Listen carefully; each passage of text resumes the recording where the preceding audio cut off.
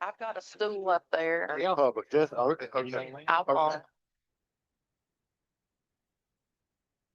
okay, everybody, if I can have your attention, I'm glad to see such a big crowd out here on Thursday night. I always ask for people to come out, give us your opinion of what's going on in town, and I'm sure glad to see everybody here. Something important is going on, need to know about it, need to hear from you guys. If you would, the ones that can, and will stand and say the pledge. I pledge allegiance to the flag of the United States of America and to the republic for which it stands, one nation, under God, indivisible, with liberty and justice for all.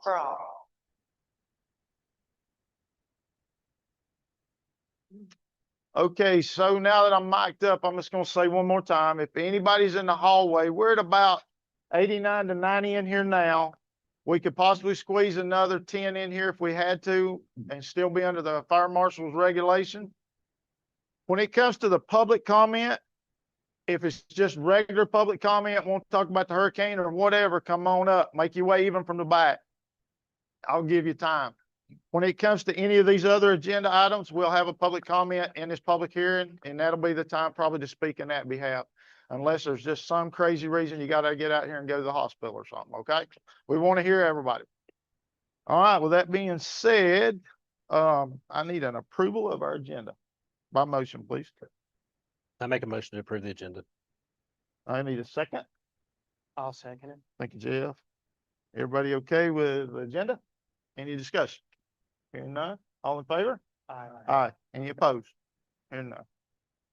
Okay, public comment. I've got one signed up. We'll get him first. Bert Lincoln.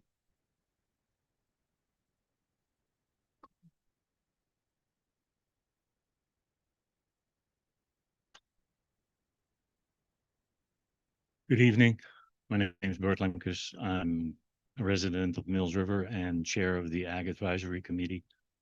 We have sent a letter to you to ask to reconsider the hazard ordinance and stick with the original ordinance for the town of Mills River that would not add regulations for agriculture. And that's, to keep it really short, all I wanted to say. Okay. All right. I'm going to try to get that back on a future agenda. I just knew tonight was loaded up. Thank you, Bert. Anyone else for just regular public comment? Anything else? Anybody in the back? Anybody in the hallway? See anybody trying to make their way this way or anything? Okay. All right. We'll move on. Council comments. Anybody got standing?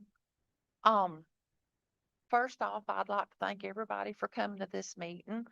And I'd like to thank everybody for the emails that were sent, the conversations that were had. And I've received information that confounded me. So the best thing I can share with y'all is that we need to look at your government, look at your legislatives, and follow what they're doing and keep up with things so that everybody is knowledgeable of what's going on. And another thing I would like to mention is this week we went to the LGCCA meeting, Shannon and I did.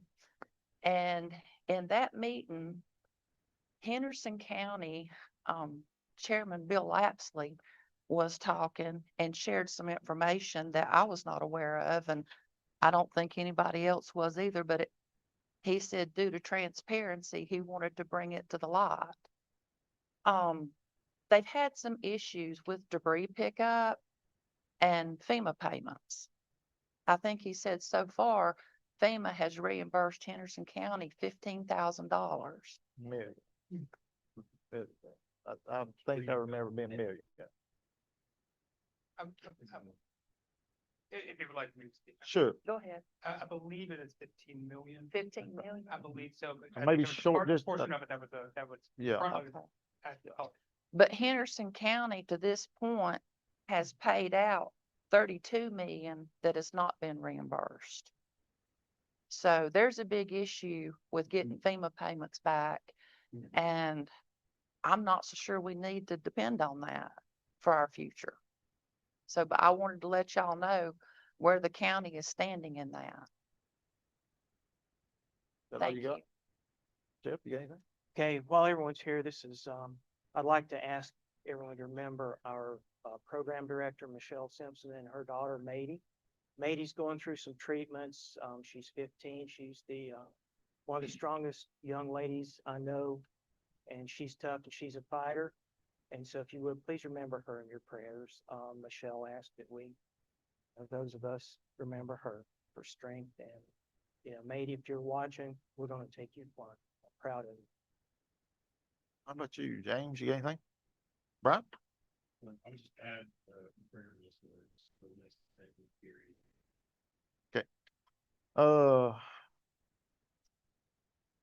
With hearing that on Tuesday evening out there with how much the county's owed, and I know we're still in deliberations trying to get papers signed and everything else to get ours underway. I think it might be appropriate at this time to start looking possibly getting an agenda item for discussion about getting maybe our part cleaned up with our own funds and see what the avenues is for possibly getting it back, the money back maybe later, if ever.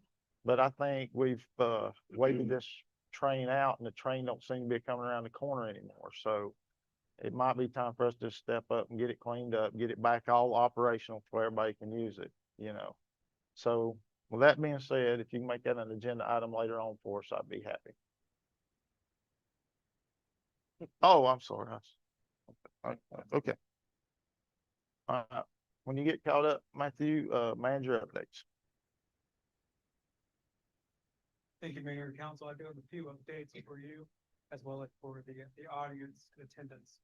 So, first off, you may have heard about, the town's, work on the Unified Development Ordinance, and that work continues moving forward there. This Saturday, October 25th, from 8 to 12 at the Mills River Farm Market, our Planning and Zoning Director, Mike Malachek, is going to be out there, talking to Mills River residents about the UDO process, as well as receiving feedback. And so I highly recommend that if you have the opportunity to go out there and spend some time learning more about what that process looks like, where we're at and where we're going with it. I also want to recommend anyone who has not yet signed up for updates on the Unified Development Ordinance process, that they can go visit imaginemillsriver.com, and that is imaginemillsriver.com. At that location, you're able to proceed. One, you're able to sign up for email notifications on upcoming events around the Unified Development Ordinance, and also read up on all the activity that has come up to date. So I highly recommend everyone look at that website. You may also see as you walked in that there's stuff that's normally on the walls or not currently on the walls. That's because one of the priorities that council set forth in our FY 2026 budget. Sir? Hate to interrupt you. Kevin or Mr. Malchek, could we possibly, I think, our town attorney's mic is on, because I'm hearing feedback from somewhere. Y'all hearing feedback? Yeah. Oh, it's from over in the library. Mike can't do anything about that. So go ahead. I'm sorry. Oh. I'm sorry. I I thought it was coming out of the, I thought it was coming out of that TV. That's how old I am. I thought it was coming out of TV. Yeah, so, as I mentioned, you may have seen, things that were previously on the wall, not there right now. That's because in the FY 26 budget, council prioritized, repainting, town hall as well as recarpeting. It is time for a refresh. So we're in the middle of that process right now. We're mostly working on the weekends to try to minimize any disruption, both to staff and also to the residents as well who use town hall. However, I do want to put a note in there that Mills River Library, which is right across the hall from here, is scheduled to be closed from November 5th through the 12th. And that's just because they're going to try to knock that out all at one time, just because of obviously the sheer amount of books and other things that need to be moved in there. So November 5th through the 12th can be closed, but we're very excited about reopening that as soon as possible. The another item is the last item for council this evening is set your date for December 13th. That is the Santa Tour for this year. So again, Santa Tour is December 13th. That's an incredibly exciting event. It was my first time doing it last year, and I'm very excited again for it this year as well. Great work by the staff, by council, and for all the residents that come out to want to see Santa and all of his friends. on that day, residents are able to track Santa via our website this year, so that, while you're looking and you're like, when is Santa gonna be hitting our streets? So you'll be able to see that in real time. So we're very excited about that. That concludes my remarks. Thank you. Okay, any questions from any of that manager update? If not, need a motion to approve our consent agenda. I make the motion to approve the consent agenda. Thank you, Sandra. Second. I'll second. Thank you, Brian. Any discussion on the consent agenda? Hearing none, all in favor? Aye. Aye. Any opposed? Hearing none. Okay, proclamation, October is Community Planning Month.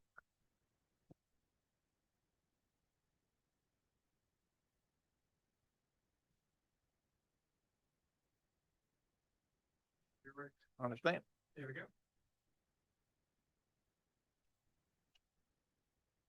All right. Thank you, Mayor and Council. As the mayor mentioned, October is Community Planning Month, and if it pleases the council, I will read the proclamation. Sure. So, whereas the town of Mills River is committed to fostering a vibrant, sustainable, and inclusive community that enhances the quality of life for all residents. And whereas community planning is essential to shaping the future of our town, ensuring thoughtful development, preserving our natural resources, and maintaining the character that makes Mills River a special place to live, work, and visit. And whereas effective planning processes engage citizens, businesses, and stakeholders in meaningful dialogue about the vision and direction of our community. And whereas comprehensive planning addresses critical issues, including land use, transportation, housing, economic development, environmental protection, and public facilities that impact the daily lives of our residents. And whereas the town of Mills River recognizes the importance of professional planners, planning advisory board members, town staff, and engaged citizens who dedicate their time and expertise to guiding our community's growth and development. And whereas Community Planning Month provides an opportunity to raise awareness about the value of planning and to encourage citizen participation in shaping the future of Mills River. And whereas the American Planning Association has designated October as National Community Planning Month, celebrate the contributions of planning professionals and advocates across the nation. Now, therefore, Shannon Gons, the mayor of the town of Mills River, North Carolina, do hereby proclaim October 2025 as Community Planning Month in the town of Mills River, and encourages all residents to learn more about the planning initiatives in our community and to participate actively in planning processes that will shape our shared future, adopted this 23rd day of October 2025. And y'all are all here. You hear that? That's how we make these changes or go one way or the other. We need y'all's voice. We do. All right, thank you for reading that. Moving on, advisory board committee updates.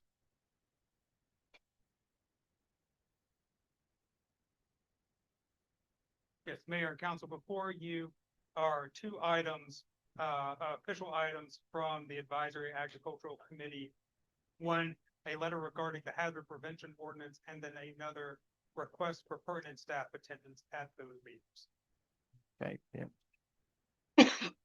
All right, discussion, comments, questions to staff. I reached out to a lot of them Friday night, Saturday morning, after I got a chance to watch it Friday night after I got home from work. I told Bert, much like here, if we need staff, try to let us know. We'll make it happen best we can. Even if we didn't meet Mr. Malchak, Friday morning, he was off gone. We didn't, we might could pull something out of our hat. We didn't know. Okay. On this other, I think we've got our town attorney and everybody looking at it with us to make sure we're trying to go back and read through that whole first ordinance and make sure we don't cross any lines either way. So I feel this council needs another week or two to look at it, and then we'll come back with a good solid answer for you, what we're gonna do, how we're gonna treat it, and so on and so forth. Since everybody's here though, I'm gonna tell them like I told Bert and I told everybody I talked to, I went the way I did on that vote because, I'm trying to put this in as safety.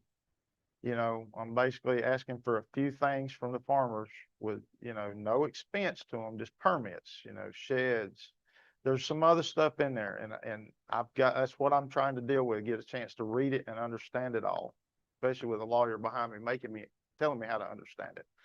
But I'm trying to push this whole thing through as a safety thing, because with the no down zoning that's been put on us by the state of North Carolina that a lot of you people are probably not aware of, we can't change anything in our zoning right now. We're frozen in time statewide, all 100 counties. And what you got is what you got. So we're trying to get this somewhat of a flood ordinance in place after we've seen what Elaine could have done. We was on the edge of the disaster zone, in my opinion. So we're trying to look after everybody we can. And I told Bert and them, I wanted it in there because I didn't want any spray sheds to get uprooted and go downstream. I didn't want any propane tanks, diesel tanks, gas tanks. I wanted them anchored or raised. No expense, and I was trying to think ahead. It's going to be hard for anybody to push me on this permitting thing when that's how I make a living. I'm faced with up to 27 inspections per house, a permit on every house, plan reviews before, a lot of engineering and a lot of that. And the whole reason that's in place is for safety, safety for the residents that we build them for, but in saying that, I'm going to look at this because I am pro ag. I love it. I've lived it. I've been there, before Flavor First was Flavor First, we had 44 acres of tomatoes in Little River. We was the buy low supplier at one time. We bought our plants from the original Van Wingerden's right out here. They raised them the first 3 years for us. James probably don't even know that. But that's what we did. Interest rate back in the 70s and 80s got 14%. Dad and them couldn't build no houses. We had to go to digging dirt. And Dad still does it. So I'm there. But I want to make sure that I've got to look after 75 to 8,000 people in this town. And I made a promise I'd look at them the best I could. But I am open-minded. I will listen to any and all of it. But I think this here, to give everybody a fair shake, we just need a week or two. And I'll leave it at that, and the rest of you can discuss on what I've said. I'll just add, we're on the same, we voted the same way. So just to give everybody an update, myself and Councilman Moore have agreed to meet with Bert and Jason Davis of the Agriculture Committee to see if we can hash some things out. So hopefully, I don't think it's not going to be anything we're going to solve in a week. Right. It's going to take several meetings, but I think all four of us are willing to work together to come to some common ground that the town can win, farmers can win, and we can move forward. Good. If I may, just, I apologize for a logistical reason. Yep. Councilmember Kimball, we could move your microphone. We received word that's a little bit difficult to hear even now, just for all council as well, just because especially we have people listening on the other side to make sure that it's as far up, just to make sure we have that, the sound back there. Thank you. And I'll just add that, the ordinance is definitely not to be anti-agriculture, anti-farming.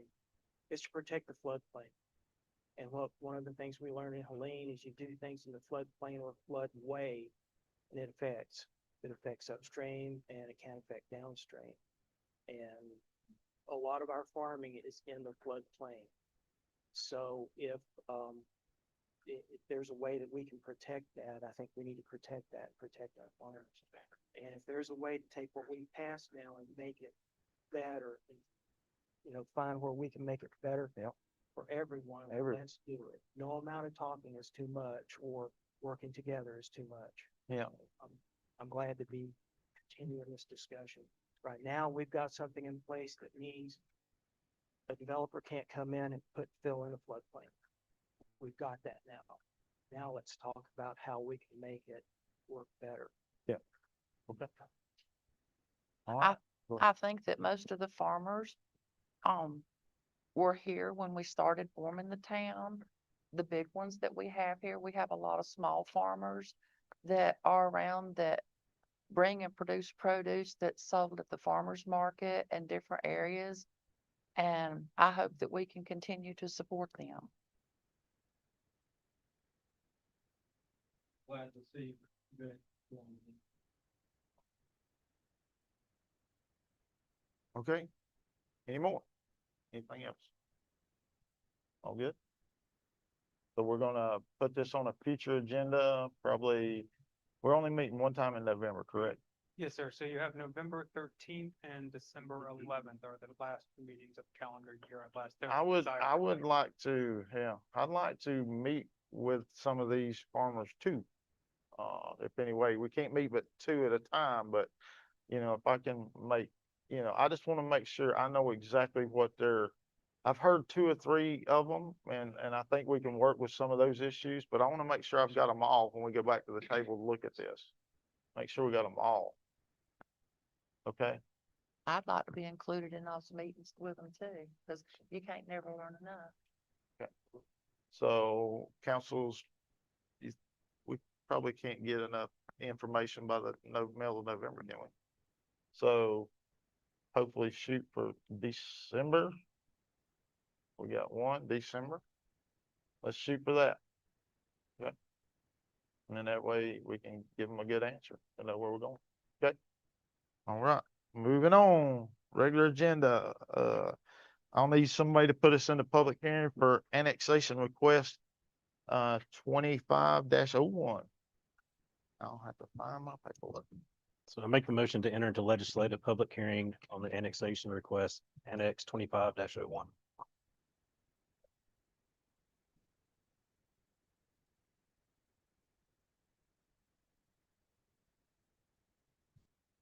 Right. You put us in, they can look for a second. I'll second. Thank you, James.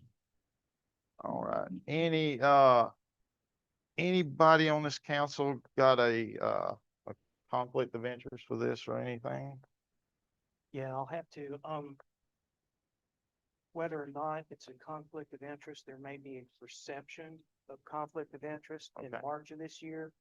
I changed jobs. I went to, a company, an engineering company who has Big Hills for one of their clients. I do not get involved with anything for Big Hills because I'm here in Mills River and in this chair. I don't open emails. I don't discuss it with them. But in order to keep there from being a conflict or a perception of a conflict, I would request the council recuse me from the discussions as to whether or not it's appropriate for me to sit here or leave the room. I'm comfortable with council's decision or Ms. Alexander's decision on that. Okay. But just want to be recused from the voting part of it, please. Okay. So I'll make a motion that we recuse Councilman Moore and just to keep things on the board that he leave it in. Okay. All right, I'm looking for a second for that. I'll second it. Okay. I got a first, second, any discussion on what we're doing here? Nope. All in favor? Aye. Aye. All right, any opposed? I won't say I've been thrown out of nicer places than this. This is a very nice place and nice people. Okay, we will find you in an hour or two. Okay.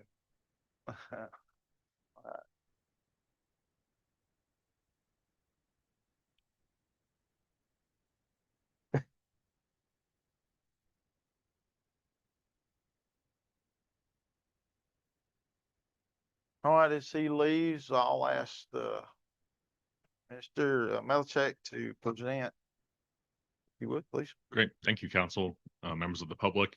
So tonight before we have a petition for voluntary annexation, Annex 2501 made by Big Hills Construction LLC. Excuse me, sir, who are you? What are you representing? I don't recognize you.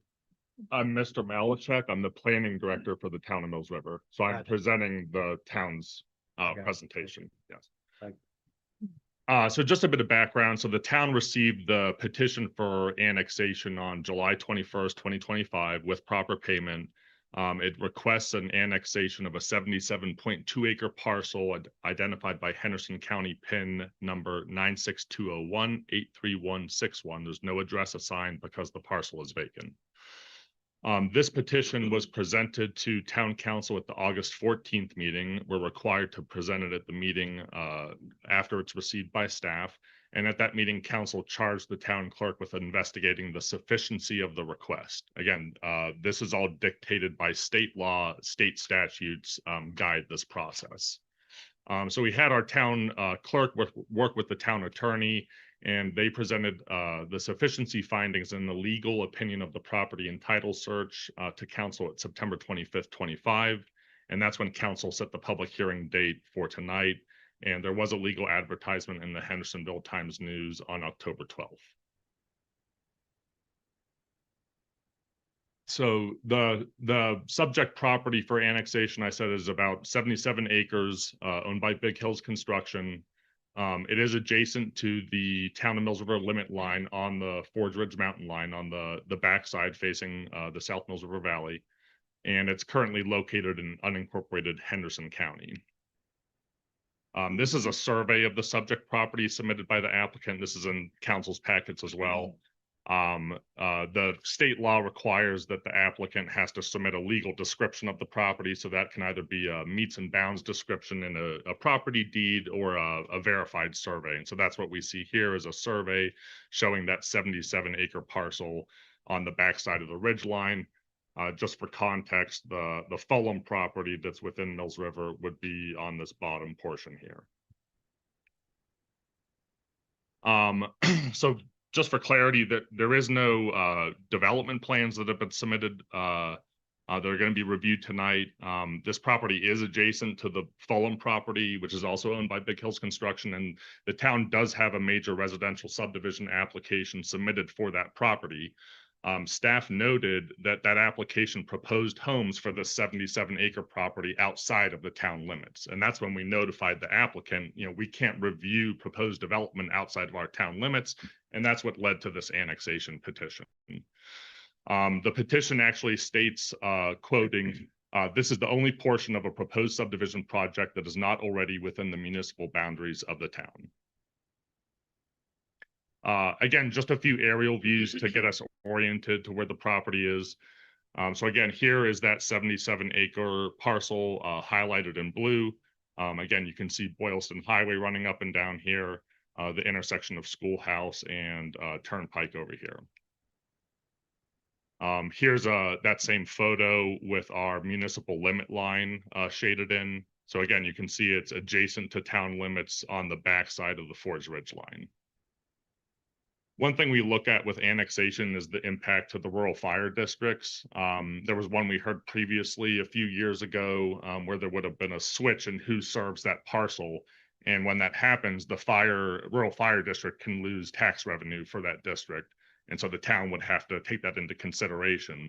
This is a bit of a different situation because since Mills River Town contracts with Mills River Fire and Rescue, and Mills River Fire and Rescue already serves this parcel, there would be no financial impact to a rural fire department if the annexation were to go through. So the summary of my analysis, staff doesn't take a position or make recommendations on this, is that if the property is annexed, it would obviously be included within town of Mills River limits and the municipal fire district, which is served through the contract with Mills River Fire and Rescue. As I stated, they currently provide fire protection already, and so there will be no financial impact to the department. If the property is annexed, the next step in the process, as called out in state law, is zoning assignment. So again, if we got to that point, we would go through the standard rezoning process, planning board meeting, town council meeting, to basically assign an initial municipal or town of Mills River zoning district to that property. And that's the end of my summary. Town council's options tonight are to approve the annexation request. There's an ordinance for consideration extending the corporate limits to include that parcel, deny the annexation request, or table for consideration. I'm happy to take questions. Questions for staff, anybody? Question. How are you going to, yes, Hey. how are you going to access? Hang on a minute. We're not to that part yet, okay? We'll get there, I promise you. I got a format to make it all legal I gotta follow. It's my cheat sheet. Well, he said. Well, that's from us to ask staff. Questions to staff. Okay, anybody got any yet? just us to staff at this point. There'll be, you'll get your time here in just a minute. Okay.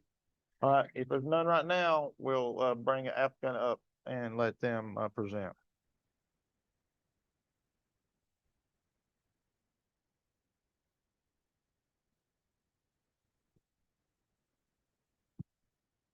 Hello, Mayor. Hello, other members of Town Council. Thank you for having us tonight. My name is Jesse Swords. I'm an attorney with Allen, Stahl, and Kilborn up here in Asheville. I practice land use law. You've seen me before. I'm here representing Big Hills on this annexation request tonight.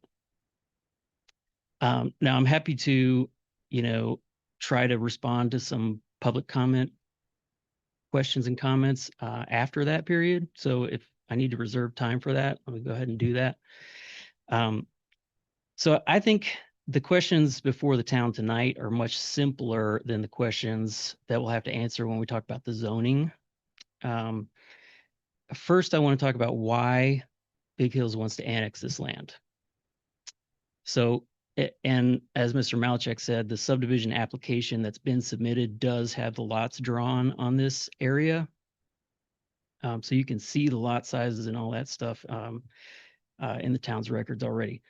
The reason they want to annex is because the area on these lots that is the most favorable for building, that makes the most sense to build houses on, is right on the boundary between Town of Mills River and Henderson County. Right on top of the boundary. It would be going through many of these houses.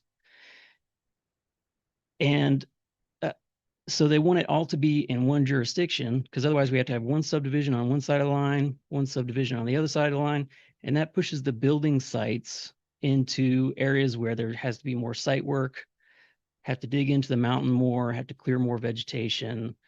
It's just not going to be as good of an overall development for the people who live there and the people who look at it, from elsewhere, if it is not annexed, because it'll provide that consistent jurisdiction to allow the best parts of the sites to be built. I mean, just by its very nature up there, I mean, most of that land is unbuildable. So these lots are big. There's going to be, just default green space reserve because, it's just impractical to build on a lot of it. I also want to discuss the zoning a little bit. We're not talking about it tonight. The part that's in the town of Mills River is Mills River mixed use. We're not going to be asking to come in as Mills River mixed use. It'll be one of the low density residential districts, kind of details to be discussed with Mr. Malachek first. But the questions are simple. Does the town want to benefit from the property tax from these? And does the town want the houses that will be built, to be built in the lower impact areas along this ridge? It really is as simple as that. We're not talking about the specifics of zoning or the subdivision or exactly what will be built where tonight. It is, does the town of Mills River want jurisdiction so that they have planning jurisdiction as well as, benefit from the property tax? And, does this make sense for the town in terms of what will eventually be built? Will it be better if it's in the town of Mills River versus straddling the line? So we do have the civil engineers here. I think they are stuck outside. So we have a couple of explanatory exhibits. If y'all have questions later, we can do that after public comment or now, whenever you'd like. Whenever you feel it's appropriate. So I'll leave that one up to you because you're the presenter on your side. So I would ask that if you feel like it's needed, we'll get them in there. I think after public comment, Okay. because that way we know what to address. Okay. All right. So be it. Thank you. What's an incorporated Okay. versus it being All built? right, now my next one is any property owners that's joining this close by want to get up and speak. I need you up to the mic and you have to give me your name and address. All right. We hadn't really got to the public comment part, believe it or not. It'll take us just a minute, but we'll get there. We may have public comment as well. That's fine. I'm Lieutenant Colonel retired Walt McGuire. I'm 80 years old. My middle name is Fanning. The Fannings have been farmers in Henderson County for 185 years. My grandmother is a Johnson from Hendersonville, North Carolina. James Johnson started farming here in 1799.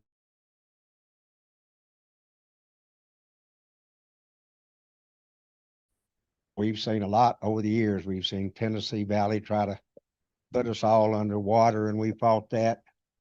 This is a time that we think, and I'm speaking for my two brothers here, Joe, Les, and my son Mick as well. We're all dead set against this annexation. The reason is that we have the property called Nelly Cove, which is 156 acres, which is directly adjacent to the property proposal to be annexed, directly next to it. Also down the river, or down the mountain rather, on the South Mills River side, we have about 97 acres. We farm 50 acres.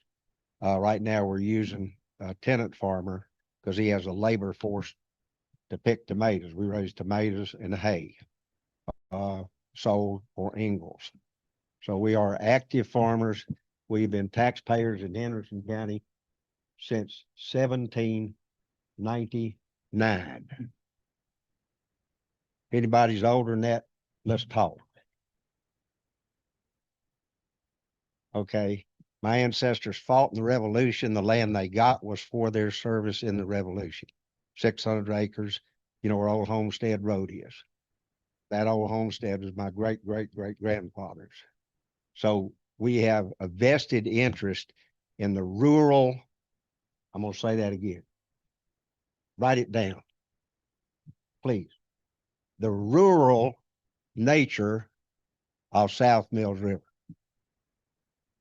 You have the chance now to set the tempo or the path to either retain the agricultural and small town feel that Mills River has now, 7,000 people, or you could end up like South Asheville, like Arden and Skyland. The study shows that it is going to be a megalopolis in the next 25 years. Between Asheville and Hendersonville, there will be no distinction. It's all fast food restaurants, retail shops. And the way you start that is you take the rural community and open the door for the developers. Because the developers want to make money, not off of the people here in the community, but off of the people from somewhere else. In Asheville, Reynolds Mountain, you're familiar with Reynolds Mountain out near Beaver Lake. It's 147 houses. Guess how many people from Asheville live in Reynolds Mountain? 0. It was called the Rape of Asheville because the developer got in there on steep slopes and just cut it down, didn't have a clue as to what they were doing. Water ran off, and you look up there in the wintertime, you still see raw red banks 20 years later. I'm not saying that's what this developer is going to do, but I'm saying that I'm being very forceful in this presentation tonight because Mills River is at a crossroads. We have the recreation of South Mills and North Mills River. Wonderful trout streams, terribly damaged during the lead, trying to build them back. I know Mills River on our property went up and hauled a whole bunch of logs out. We have our farm is the last farm before the Pisgah Forest as you go up the road. Nothing above that. Pristine water. The most valuable commodity in the entire world is not diamonds. It's not gold. It's pristine water.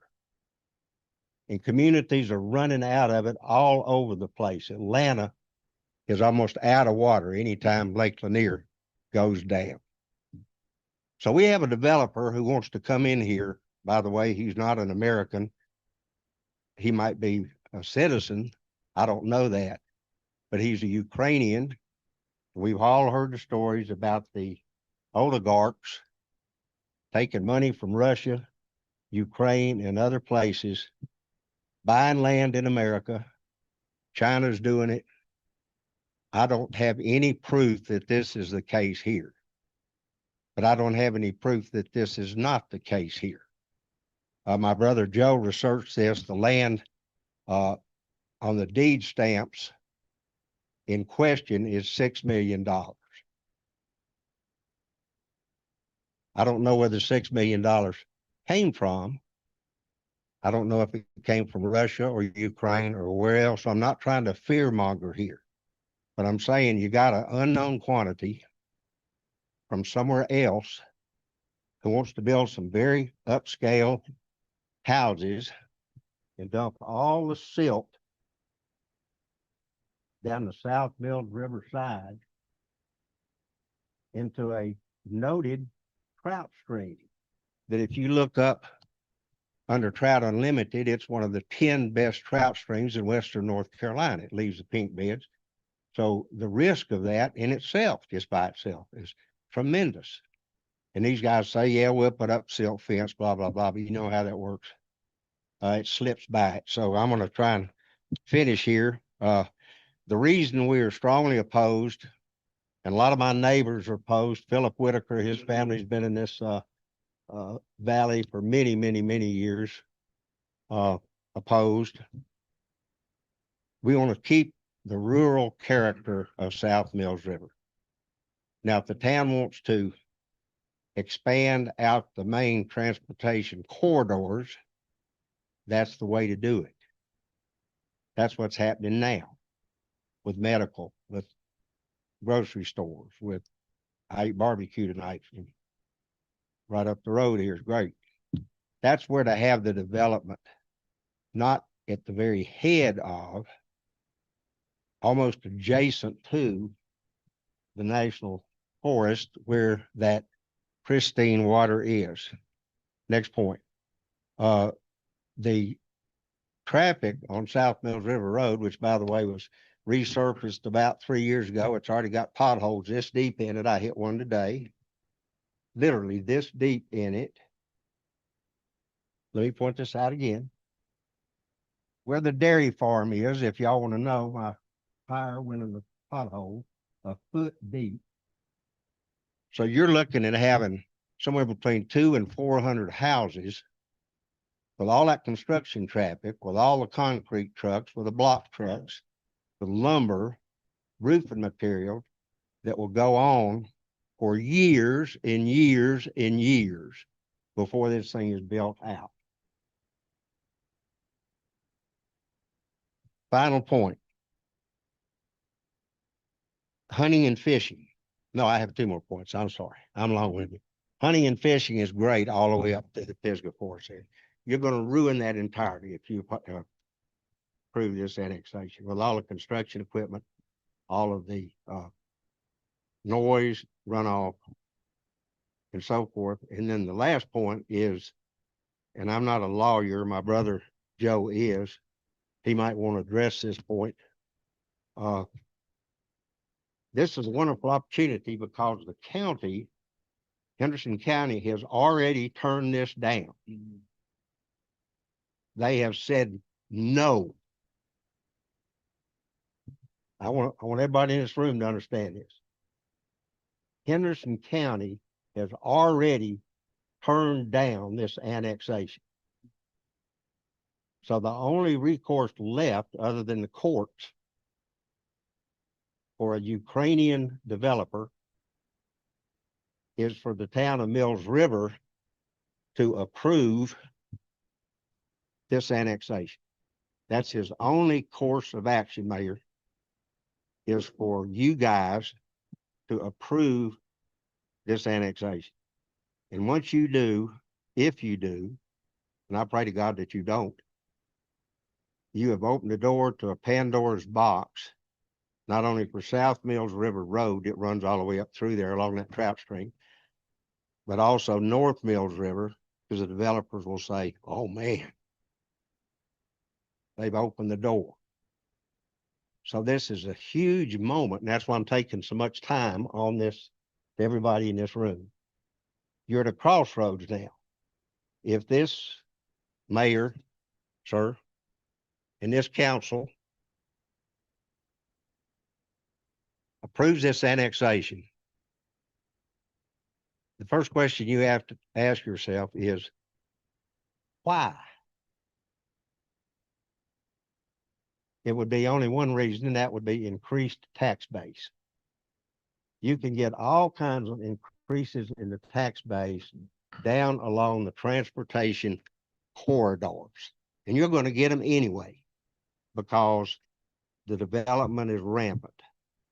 But you don't want to do it way up South Mills River Road, way up for that matter, North Mills River Road, where you still have the rural character, the farmers. Young lady, you mentioned the small farmers. You know, that's where these truck farmers are making their living, not the Van Wingerdens, the big guys, but that's where the small rural farmers have been for the last 200 years, and still, we hope, for the next 100 years, are going to grow our Silver Queen and Greasy cut shorts. How many of y'all ever heard of Greasies? Now, if you're from Ohio, Sir, Yeah. listen. I've got 2 old books, and I'm not. All right, trying to cut you- I'm not trying to done. cut I'm you done. short. I'm telling done. you, we're I'm gonna, done. we're gonna try to Thank get you, this sir. out.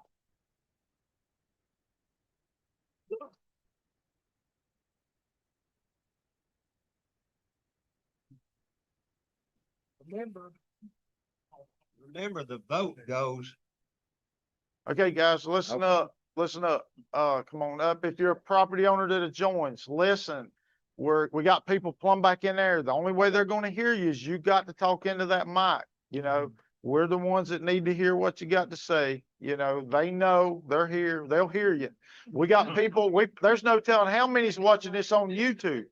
But the only way they can hear you is if you talk into that mic. If you turn your head, it goes away. They don't hear you no more. Okay? Good deal. Here we go. My name is Philip Whitaker. I have the farm below this piece of property that they're wanting to, we gotta take in consideration tonight. I know the attorney made it sound real easy with this. I just want to remind the council a little bit that, you know, I've lived here all my life. My family's been here all my life, but the reason that the town of Mills River incorporated was to keep Mills River rural. They didn't want Fletcher coming in. They didn't want Fletcher coming in, Asheville coming in and having this same deal. So here we are tonight talking about it. And I know that, you know, it's going to happen in certain places and whatnot, but I just want to remind the council of that. The other thing I want to talk about is our property, our farm. We have no wells on that property. It's all spring. And I know they're going to have the engineers come in and do the septic and the roads and all this kind of stuff, but it does put an impact on us that it's below there.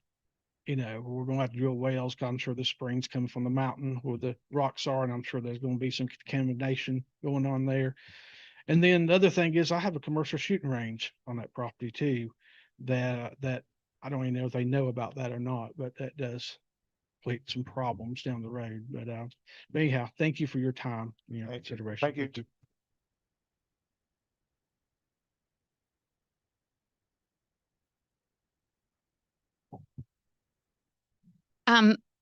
Good evening, evening. council. My name is Melissa Fitzgerald.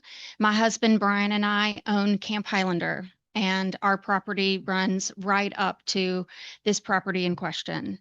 I haven't been here as long as many people have, but this place is my home, and our livelihood and our business depends on the rural nature of Mills River.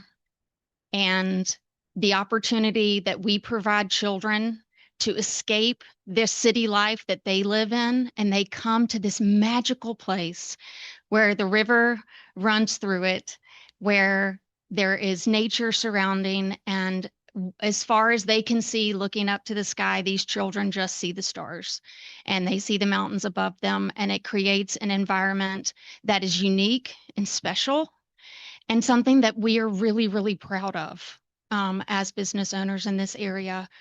And I have just great concern about how the safety and well-being of our campers will be compromised. The more homes that are in Mills River, there's going to be more people that come here for crime and other things, and it will put our children in jeopardy. You know, where people are going to follow where that money is. And I love the fact, y'all all know where Camp Highlander is, but the average person doesn't. And we feel like we're in this bubble protecting these children.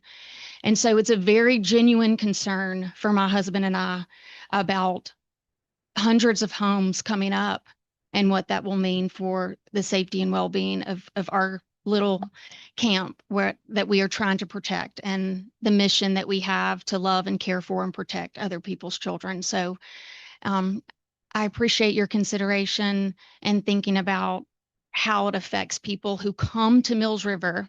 We have over 1,000 campers that come here every summer. Their families are spending money in this town and supporting Mills River as they come and go. And the economic impact of summer camps is tremendous in this area. And I love that we're the only camp in Mills River. So I know how much impact that we are making. But I believe that this neighborhood would compromise the uniqueness that we offer to families. So thank you for your consideration. Sounds good.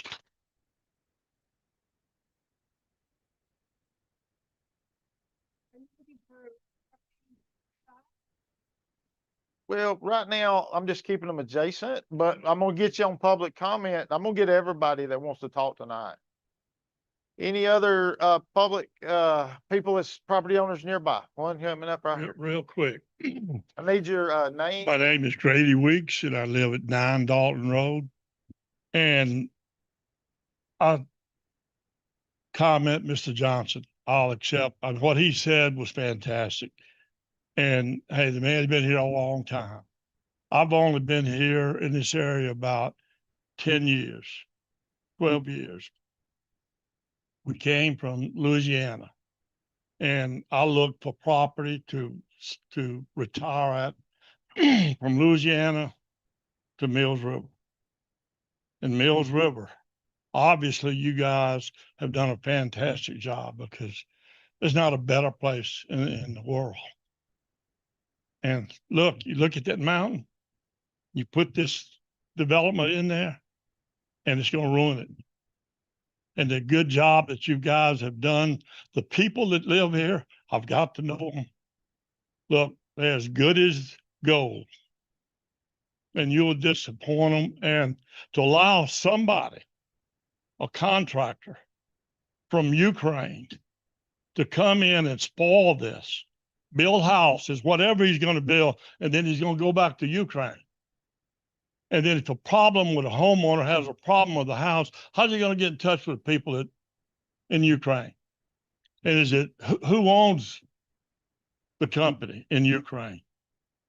So I'm saying if you're going to allow developments in North Carolina, let's let a local developer do it. Somebody you trust, you know what he's going to build, and you know he's not going to intentionally destroy the community. These people here, you couldn't pay them to destroy this community.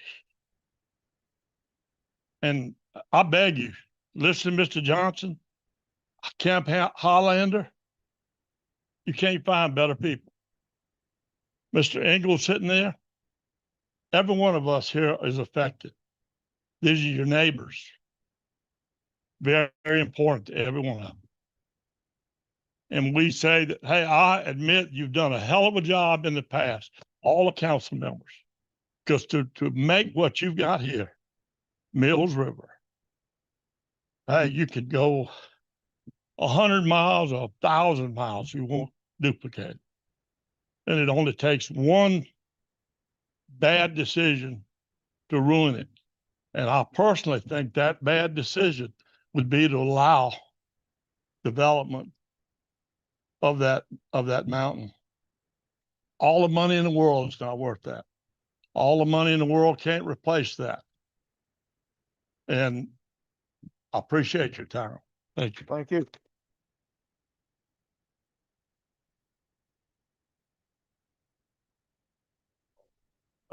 Any other property owners? Any other property owner? Okay, right here it says any interested parties willing to produce anything. Oh, we got one coming, my bad. Mr. Mayor, if I may, real quick, Mr. Malachek, if you'd like, it's completely up to you if you want, just because we're going to public comment period. You That's better up run. to you. He'll come back up if there are any questions. Sure. just from that.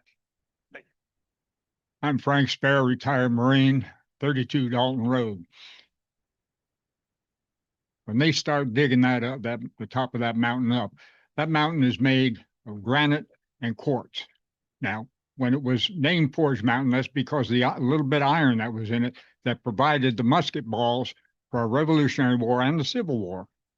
If we start doing what we're doing here, it's like what they're trying to do at Gettysburg and Antietam.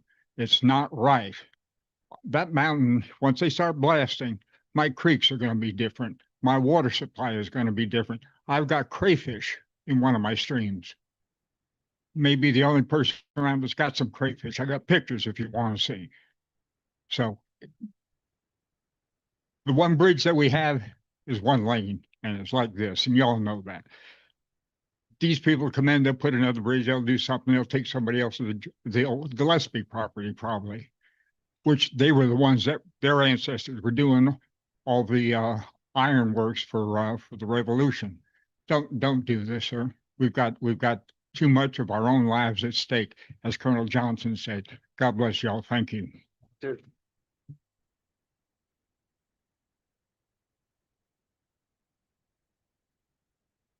Any other property owners before we move on? There none? Well, I think it's the same thing, so let's just go straight on into council. Let's go into public comment. In public comment, what you get is basically 3 minutes, okay?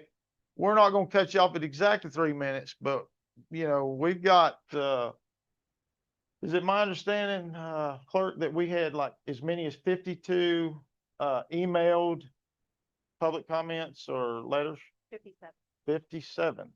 So with all this turnout we got tonight, I'm gonna ask council, do y'all feel like it's appropriate to have them put in the minutes, put on the public record, and be for anybody to see, anybody to read them at any time from this point moving forward?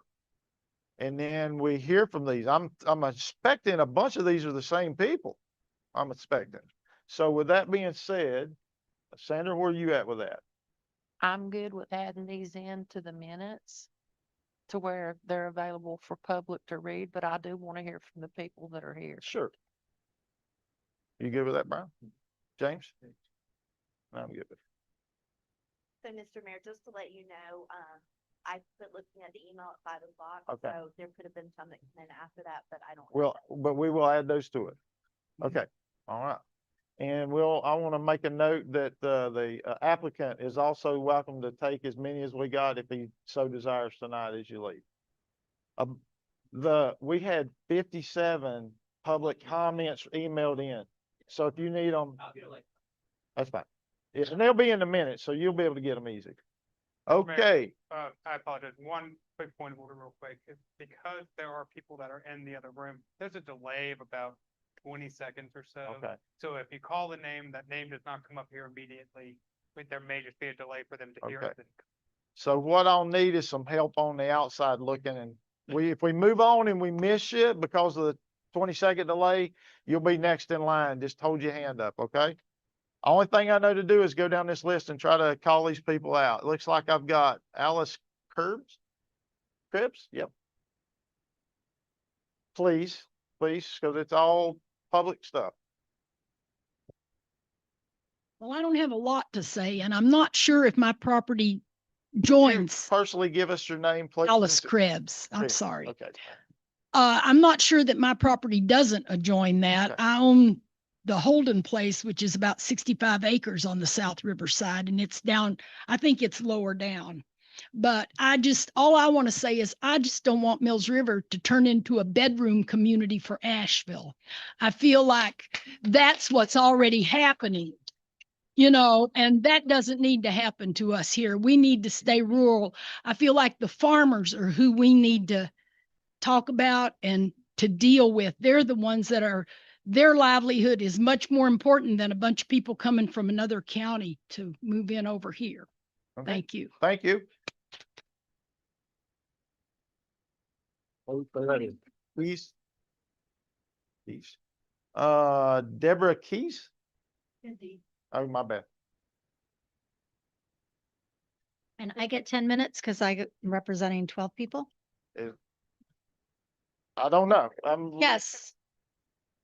Okay, absolutely perfect. Good evening, Mayor, council members, city employees, and fellow neighbors. My name is Deborah Kazee, and I live on Forge Crest Drive, Mills River, which is located on Forge Mountain. I represent several homeowners from Mills River, and we say no to the annexation of the 77.28 acres into Mills River. This land currently has a horseshoe address and was deeded for access from the backside of Forge Mountain onto Dalton Road, and it's not deeded to use any of the streets in the Forge Crest subdivision, nor is it deeded to use Hunters View Drive or Hunters Ridge Road. These roads can barely take two cars passing each other, and when the big construction trucks come through, you have to pull over to pass. Several of us owned land before Mills River became a township. We purchased our properties with a horseshoe address. I wish somebody would have fought to keep our property from being annexed into Mills River Township. If the 77.2 acres is annexed into Mills River, it would be a complete overburdening of the roads in the Forge Crest subdivision and Hunters View Drive and Hunters Ridge Road. Currently coming out of Hunters Ridge Road onto Bolston Highway is a traffic nightmare. Several accidents have already happened here. Annexation of this property and further development would overwhelm our current school system, which is already overcrowded. The Imagine Mills River presentation that I was here for last month spoke about building a desirable community to live in the future.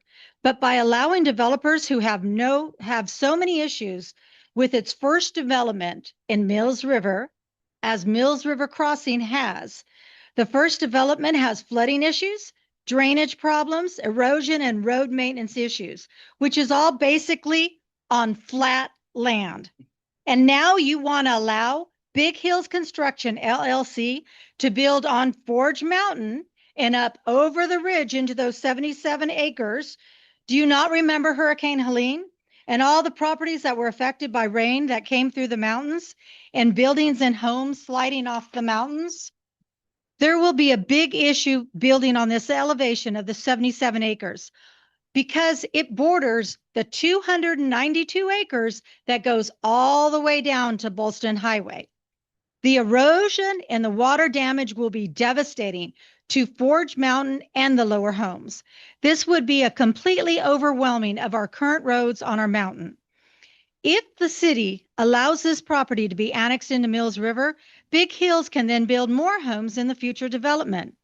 They currently have those 292 acres on Forge Mountain, and their current plan to the city has requested 209 homes on Forge Mountain with lot size of 30,000 square feet. And they have one well and one septic tank on each house. Just alone in our neighborhood, there have been several homes that have had to move their septic fill because of their land did not perk out. Our lots are 2 to 5 acres big. Almost all of our wells on Forge Mountain are over 900 feet deep, and several people have had to frack in order to get water or drill more than one well. We call it a low producing water, mountain water, and we're very conservative with our water usage. And like you said, we have beautiful, pristine water right now. I cannot even imagine what 209 wells will do to our water supply. And then add on those 77 acres they want to annex and develop more homes and build more wells. The 77.28 acres should not be annexed. They are on the other side of the mountain. The 77 acres connects to this 292.79 acres already owned by Big Hills. All that land was sold in different deeds. They sold it, the Fulhams sold it. They were our original developers. There was 83 acres that had access and deeded them a right of way through our road all the way down to Bolston Highway. The current plans, Big Hills, submitted to Mills River, has them connecting and going through all of our roads.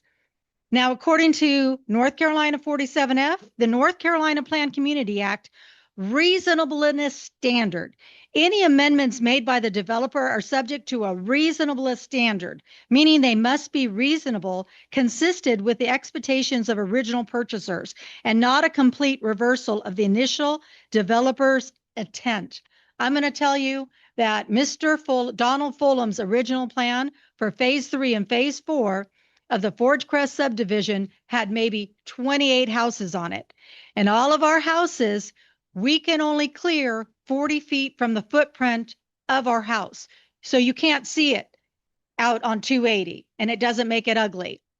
And then Donald Fulham was so upset, and when phase 1 chopped down one tree, he put into the phase 2 covenants that if you chop down a tree, you're going to be fined $500 because he was so adamant on keeping the beauty of the mountain. Adding 77 acres would change our community from a closed gate to an open community, which would increase the traffic and the crime. We have small children who play in the street, ride bikes and scooters. We have homeowners who walk their dogs on the roads because we do not have sidewalks. We only have construction of 3 homes going on right now. 3 homes, and the traffic is outrageous. Our Forge Crest Property Owners Associations, we're financially responsible for the maintenance and upkeep of our roads. We do not agree to let Big Hills construction through, but they've got in these plans all of their roads connecting to our private roads. When Big Hills requested permission to go through our neighborhood in January of 2023, we told them no, and at that time we told them outside the gate it was a private road. This would devastate our mountain ridges and set a dangerous precedent for future ridgetop development. This is not my impression of Imagine Mills River.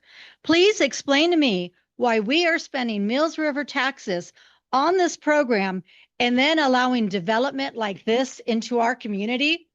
When you drive along Bolston Highway now, you can see a couple of houses in our subdivision on Forge Mountain.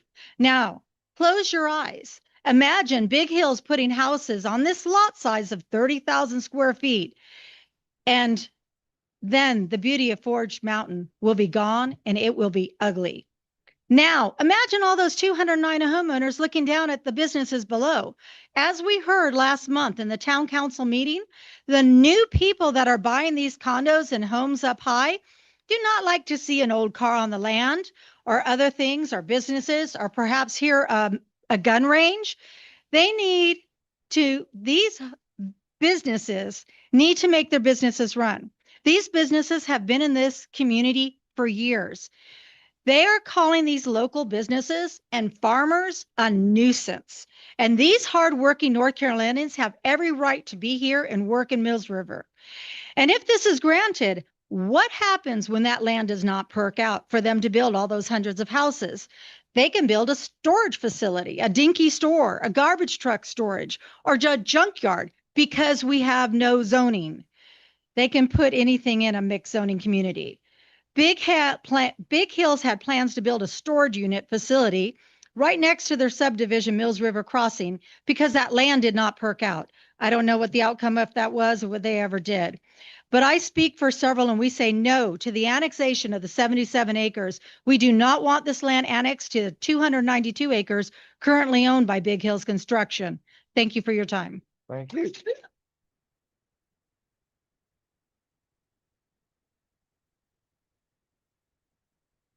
Looks like I've got Les McGuire. Is it Les McGuire? Okay, thank you. Dee Dee Dillingham?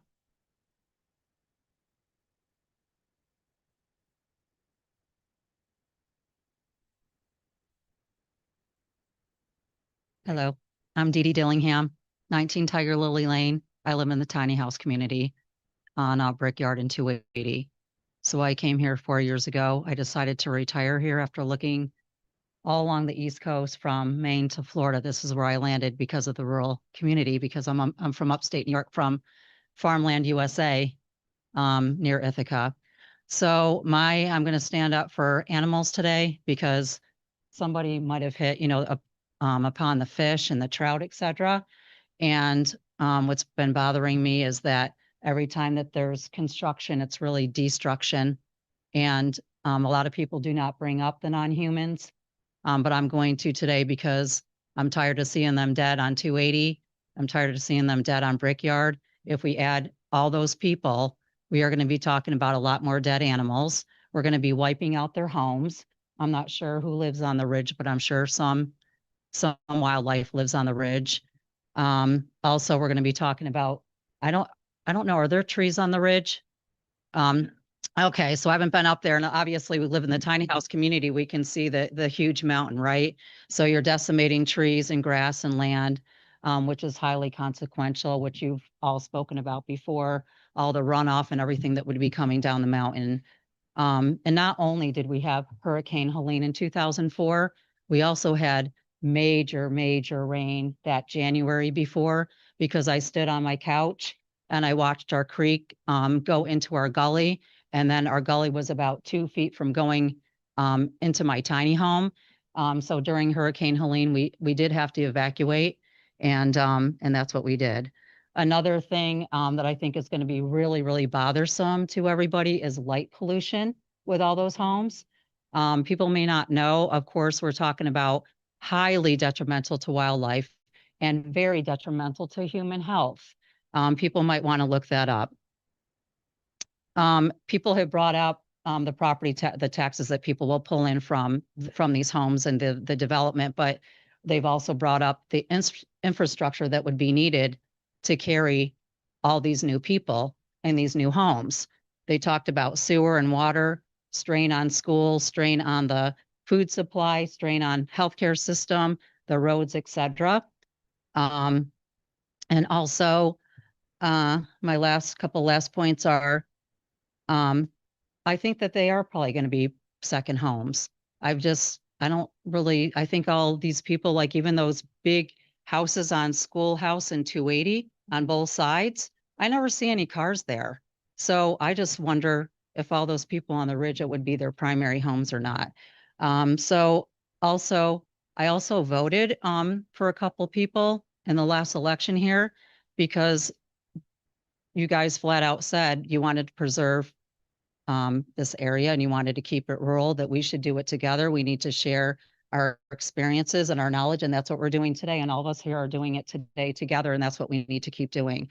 So obviously, I really hope that you vote no on the annexation. Thank you. Thank you.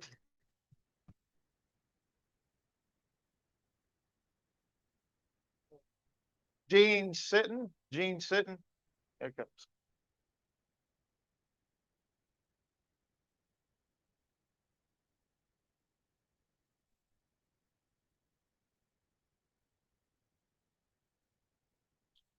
Good evening. I'm Jean Sitton, and I live at 110 Forge Mountain Road. And I have 45 acres that go up near the top of Forge Mountain.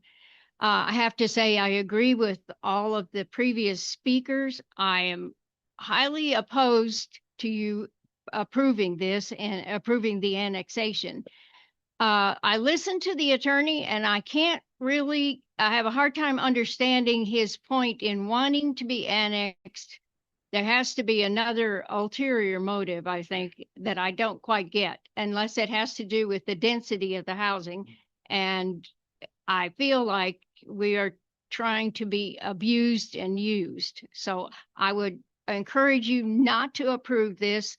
And if we do, we'll be used and abused. Thank you. Thank you.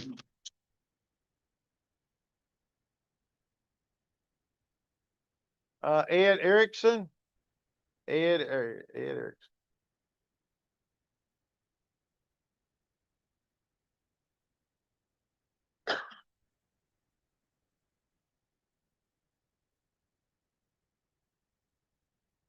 Live next to Frank, by the way. To the town of Mills River, Give us your name and address, please. Edward Erickson. I live on 402 George Chastain Road, which is straight down the hill on the Boylston side. Regarding this ordinance, there are numerous issues of concern. Some of the issues for the immediate area surrounding this tract are erosion. Our home suffered repeated issues of flooding over the construction of just one home that was above us that lasted for over a year. And that home didn't make a very large footprint in and of itself. 2, insufficient water. Every home at present further up from the mountain, I'm about a half mile in, either is spring fed or has wells that are at least 500 feet deep and required fracking or dynamite to produce sufficient water for one home. Forge Crest 5-acre lots would not sell because the Fulhams allowed them a person to back out if they couldn't find water on the property. So, and disturbed soil. The reason that the soil is an issue is we sit on the Brevard fault line. And and I was told by a Henderson County soil person that there's mixed deposits that aren't supposed to be there geologically and everything. And so that could affect your percolation rate. And so we have smaller lots they're going to allow. And so that's even bigger risk of either, no water or no soil. And also, North Carolina requires 100-foot space between a well and either the septic tank or the septic field or the reserve field, not to mention the building site. And the county has told me that they have trouble fitting all those designated areas on much larger lots, let alone smaller. But I want to talk about the issues that are of this misadventure that will affect the entire town of Mills River. If we allow for these smaller lot size, that virtually guarantees the need for water and sewer infrastructure to that tract. If we're not careful, the entire town could be paying for this both initially and forever. Think in terms of forced hookups. We need an independent cost analysis of such an undertaking before we decide to annex. Based on that analysis, funds sufficient should be held in escrow by the town, by the developer, to be used as the need arises. Mills River otherwise will be on the hook. Henderson County wisely held $3 million back in 2007 from the developer, and that at least allowed for some infrastructure on that nightmare known as Seven Springs in Etowah. Lastly, if you allow for smaller sizes and annex Big Hill Springs or Forge View or whatever, you've opened the door for the reduced size to be the new size allowances in the whole town. And any lawyer can show you how easily that can be accomplished. I just hope and pray the town council will see this ordinance for the trap that it is.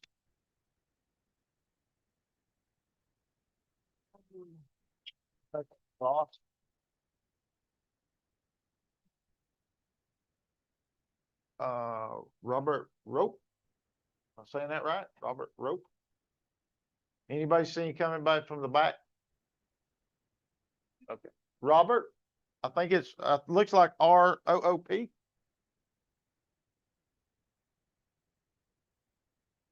This has got to guess it.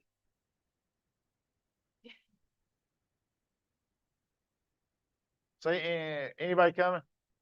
Not. Okay, I'm gonna move on. We'll get him if he comes back. Frank Spear. Did I say that right? Oh, okay. All right. Melissa Fitzgerald, you wish to speak again? She may be gone. Okay. Harrison Metzger. Oh, here he comes. That's my buddy. Huh?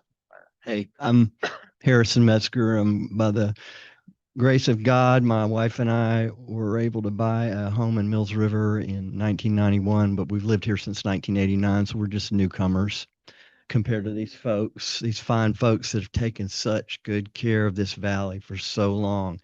Many of the people are in this room, and I have great faith in y'all that you will do the right thing here. And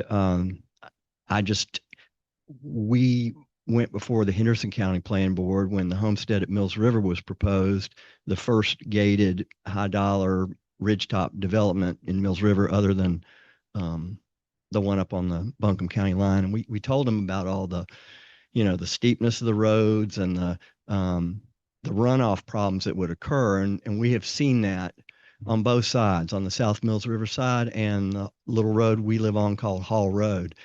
So I just feel really strongly that they ought to be, if they want to build houses up there, they ought to be able to do it within the existing zoning. I don't see any reason why they would need to be annexed into the town, except to, I understand that the county's already turned them down. So anyway, I do have great faith in y'all to do the right thing. And we would like to keep upper part of South and North Mills River Valleys for farming and just the beautiful place that God's given us. So thank you.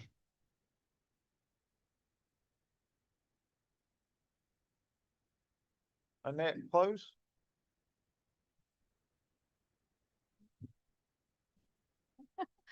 Hi, nice to see you tonight. Thank you for hearing Yeah, us. if you give us your name and address, please. Annette Close, 47 Yellowwood Lane.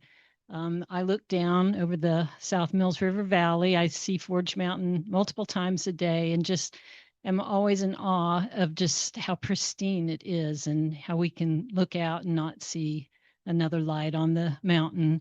My concern, I'm going to parrot some of the other we've heard tonight, but it's environmental impacts of ridge line development. This summer, I went up in Yancey County and saw what happened with these steep slopes and these scars along these mountains that will take decades and decades to heal. I think about Camp Highlander. I think of those kids down there, and I think about what if we have another major rain event and there's disturbed slopes, and what could happen with mudslides and landslides, and what would happen to the farmers, what would happen to the river, what would happen to the fish in the river, just everyone that dwells in that valley. I'm very concerned about the results of this heavy development, and I just urge you to reject the request. Thank you.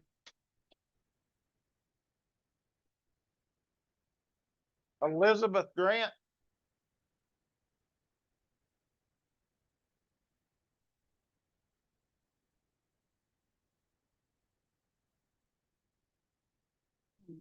I'm Elizabeth Grant. I live at 583 George Chastain Road.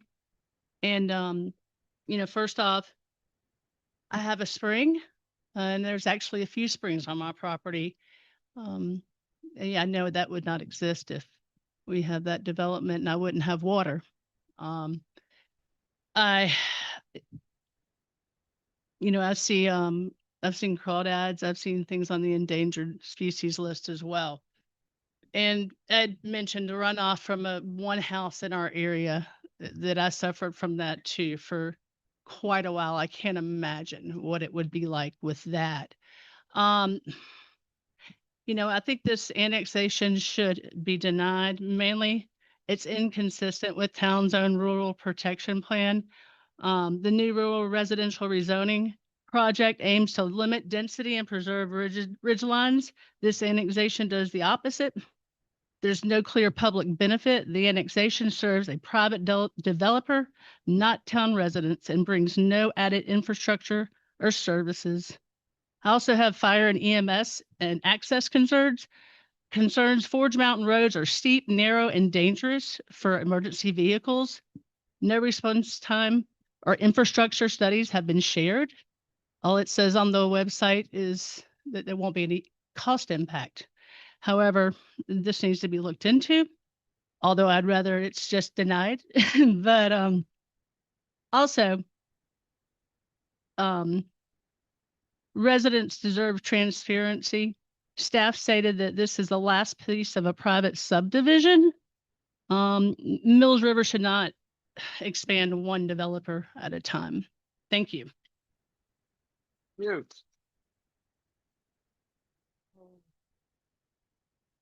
Was that Christy Boone? No, You're next then. I'm losing track. I'm Christy Boone. I live at 53 Allison Road on the lower slopes of Forge Mountain. I speak for myself, my husband, my neighbors, Bob and Jansen Giles, my daughter and son-in-law who live on Laurel Ridge and Mills River. This annexation would negate the wonderful caretaking that Henderson County and the town of Mills River have done in preserving our rural atmosphere. On top of that, after Helene, I stood in my meadow on the lower slopes of Forge Mountain and thanked heaven that I wasn't flooded. However, if you put a big development on the ridgeline of Forge Mountain, I will be flooded next time. There will be mudslides, landslides, detritus washing down over the entire mountain. And what is that going to do to all the wells below them? Will it contaminate them like so many were contaminated by Helene? I think it probably would. I don't care whether this construction company is from the Ukraine or Mississippi or Florida or any place else. The nature of a construction company is to construct. And that's what they want to do. They want to cram as much into a small space as they can for the almighty dollar. And that is not what Mills River is about. It never has been. And what do construction people do when they're building a development? They clear cut, they doze the whole thing. Why? Because it's easier and cheaper. Have there been any hydrologists looking at what that's going to do to everybody down below? That's before we even talk about what it's going to do to our view.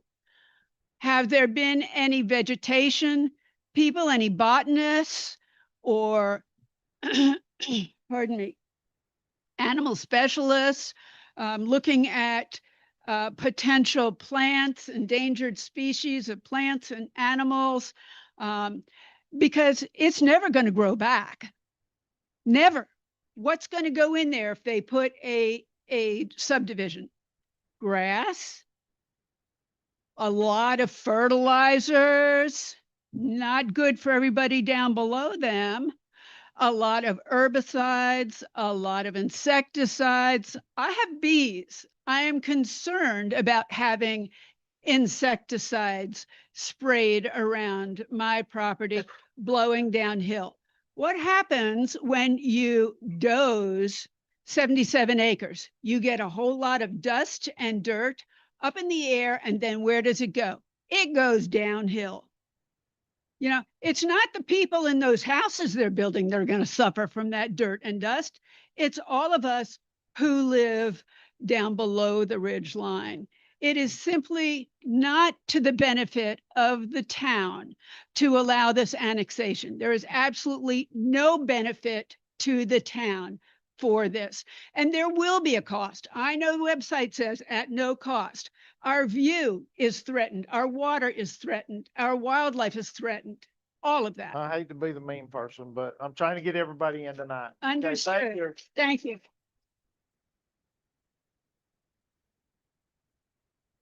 Jeff McKinney. Jeff McKinney. Oh, he's coming. I'm sorry. Didn't see.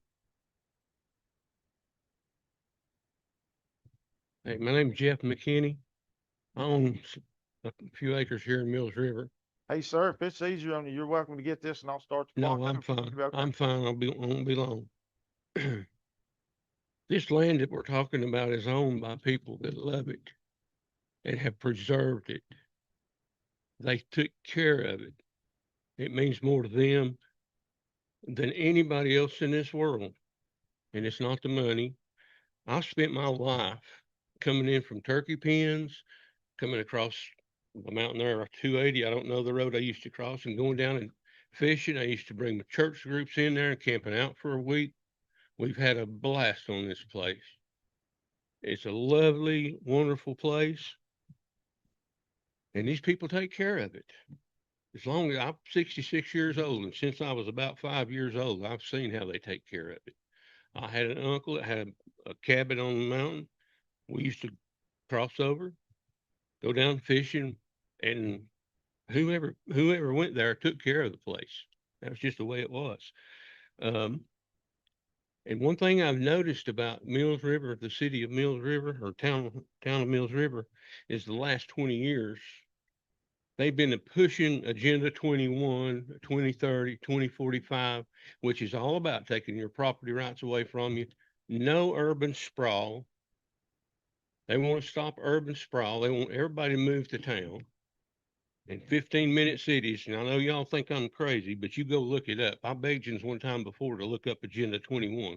It started in 1992 with George Bush Sr. came back from Rio de Janeiro with a book that thick of the plans they were going to thing. And this is part of what we've been going through here in this town. No urban sprawl, cluster developments in city limits, 15-minute cities. I'll just tell you, the USDA, on behalf of the United Nations, wants you out of here. Any way they can get you. They don't want landowners that's been here for a while to own land. And this farmland preservation stuff, I looked it up last night. They give you a grant to turn your farm into preservation farmland. And they give you a grant of $211 per acre. That's all you ever get. You have to pay the taxes on it from now on. Your family can never build on it. They can't develop it. And the USDA tells you what to do with it. They tell you what to grow. Wind and solar farms are considered agriculture by the USDA. And in Minnesota, you can go home and look it up. The farmers up there are sick that they didn't have any say-so about what they were doing on their farm. And I'm sick about it. You still have to pay the taxes. This Agenda 21 that's been coming is 2030 and then 2045. They have to move because people like you have put up a fight. You put up a fight against this stuff, and I've done my share of fighting about it too. But what we're trying to do now is the opposite of what we've been talking about for the last 20 years. This is urban sprawl. They want to get rid of urban sprawl, and that's their language. This is urban sprawl. I'm gonna have to ask you to wrap it Okay. up. I'm the bad guy tonight. I'll let you get back, sit down, and I'll get somebody up there. Thank you.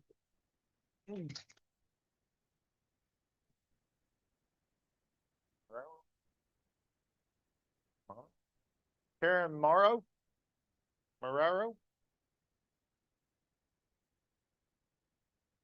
Do we have a Karen Marrero back there? Yeah, coming. Fortunately, most everybody's been up here in this front room. See nobody coming? Okay, moving on. Barbara Moore.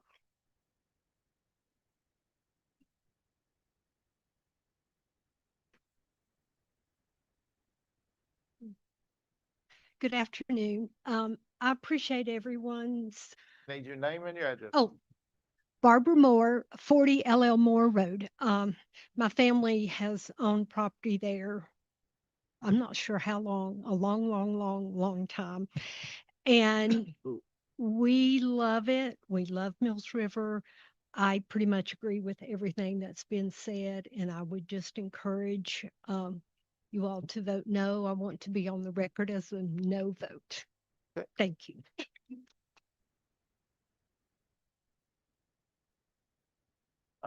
Next is Lieutenant Colonel Walt McGuire. I think he's already.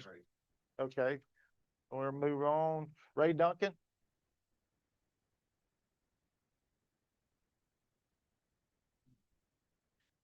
My name's Ray Duncan. I live at 770 South Mills River Road. When I sit on my front porch and look out across my property, I look straight up at Forge Mountain. So I just want to paint a mental picture for you when I came home after I finally got back to my home after Hurricane Helene. I saw destruction. I saw my neighbors, standing there, what are we going to do now? The beaver dam of wood of one of my neighbor's barns, of trees, propane tanks, everything you can imagine. The beaver dam that was created upstream of Dalton Road was unimaginable how much it stacked up against that bridge. I personally helped one of my neighbors, Brian Orr here, for over a period of a week's time, dig wet insulation out from under his house. I had to go over across the road and help Philip Whitaker had to build a footbridge across the bridge so they could get back and forth to their homes. By the way, that bridge is still a one-lane bridge. I don't know how half a bridge can be safe, but anyway, that's another rabbit hole. But I want to paint a mental picture for you. If you watch the news over the last course of a year of what Craigtown, Fairview looked like, that entire mountain slid off, loss of life. Council, I please ask you to deny this annexation. Does council want to go to bed at night with another Craigtown hanging over their head?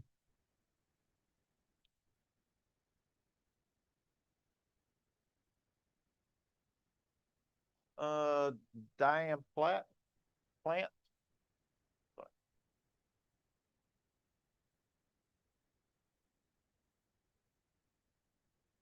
Good evening.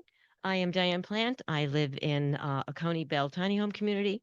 And I would just like to say I moved here in March. I missed all the Helene, thank God. I'm sorry for everybody who went through that.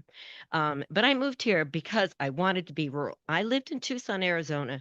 It's sprawl everywhere. Everywhere is sprawl in Arizona. I came here for the peace and quiet and the country. Also, I've lived other places and I really resent when people come in from outside and try to change something that is working for the majority of people. I don't understand why we would let some developer, as someone said, who's not even local, come in here and propose to build all these beautiful homes for wealthy people to live in at the cost of the 8,000 people that are already here and love their land and the farmers and the just everything about this place is special. I selfishly don't want this town changed. I love it just the way it is. And I thank everybody who's invested in this town and made it what it is. And I'm sorry if I'm emotional, but I just want you to say no, a big, big no, never. If Hendersonville doesn't want it, why should teeny weeny Mills River take it? Okay? Let the big city have it. Let Ashton do it. Not here. Not here. Well, yeah, probably. Linda Sprinkle, I'm saying that correctly. Come on up.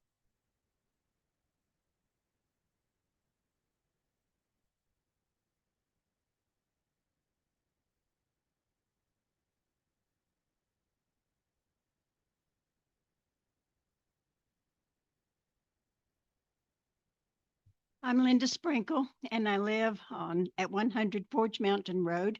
Been here quite a while. I have seen this town change tremendously. I don't want it to change a whole lot more. I am vehemently opposed to this annexation with everything in me, because having seen the destruction during Helene and hearing them talk about the Granite Mountain and thinking, it tore my heart apart when he said, we're going to dig in the mountain. Don't dig the mountains down, people. You can't make others. The mountains can't be replaced. And this is a special place. We don't want to destroy it. It's supposed to be the greening of Mills River, not destruction and cookie cutter houses and things that we have to look at rooftops every day instead of mountaintops. This is a place to come to for peace and for wonderful neighbors and people, and just a gorgeous place that you don't have around here much anymore. No, we don't want to be South Asheville. I drive these roads every day and it's really pitiful. The infrastructure is downhill and it's going to be even worse with all these houses. Why do we got to build on every inch of property available? So I hope that y'all can see that we don't need, out of town developers coming in here. If you got family that you're going to deed your property to, that's wonderful. But why do we need more houses in here where we can't handle what we have right now? And, let's keep it peaceful and green and someplace that you can escape this modern world. It's wonderful to come home and just see the people. And I got cows across the street. I love it.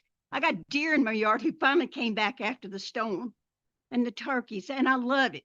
Where can you find that now? It's almost impossible. So I beg y'all, please take into consideration that we do not want more annexation in our little town. We love it as it is.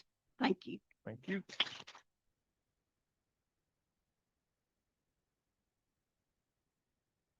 Davis Lugo? Lugo?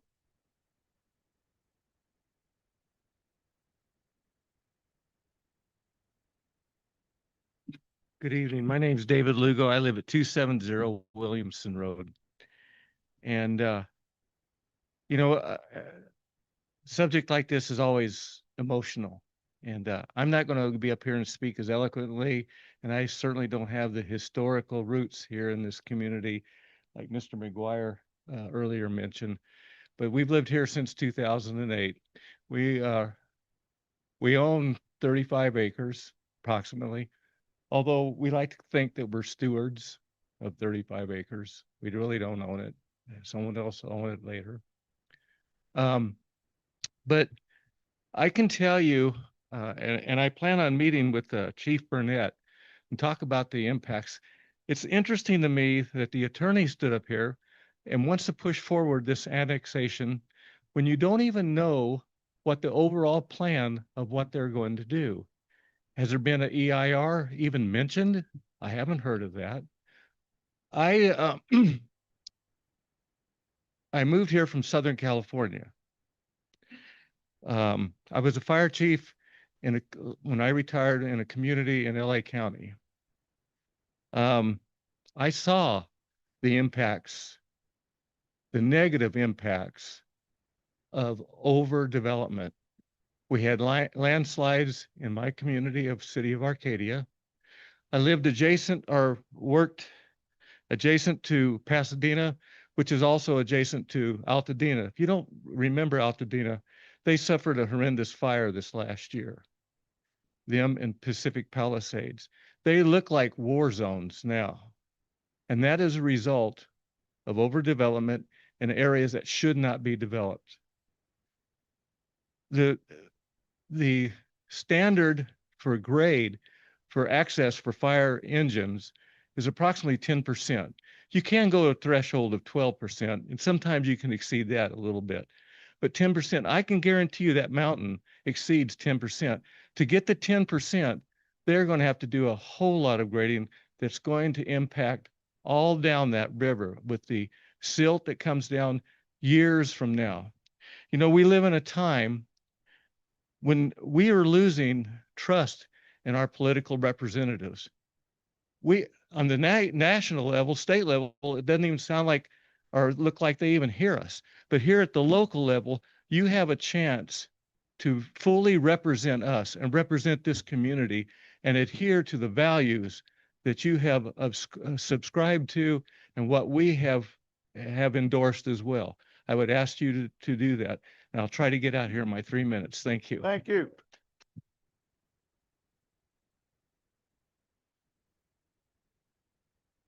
Grady Weeks.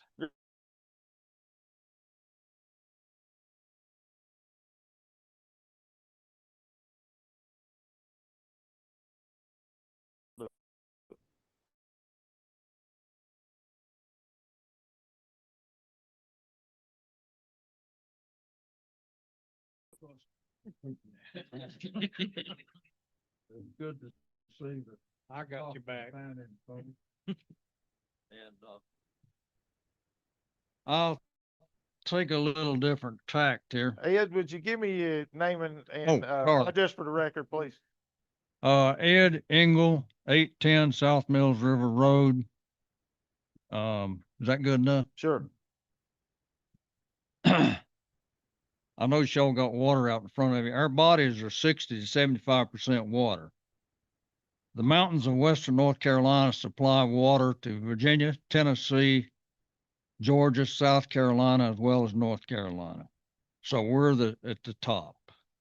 Locally, the Mills River watershed supplies water for Hendersonville, Henderson County, Asheville, and Buncombe County. we have been fighting in this valley since the 1940s.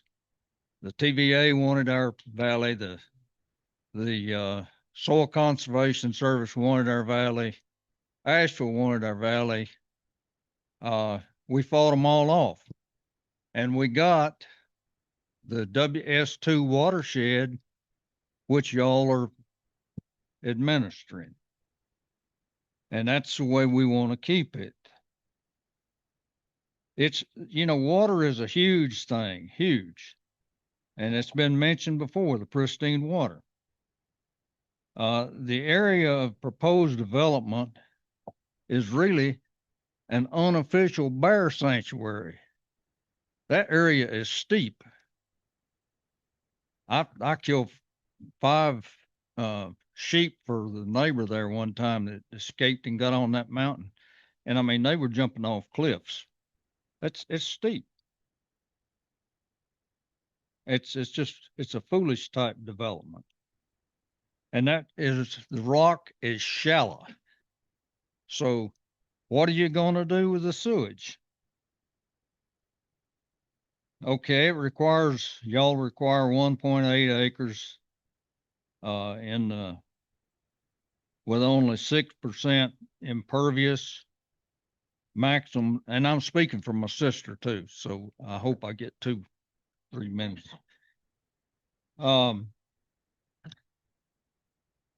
That's just 2,613.6 square feet, or like a 50 by 50 foot area that would be impervious. That whole area is impervious. So what will our builder developer propose? How will they propose to handle the sewage? And I would advise you all, don't listen to their engineer. Spend our tax money and get another engineering firm to check it out. Trust and verify. Who will maintain the sewage infrastructure and erosion control? The roads.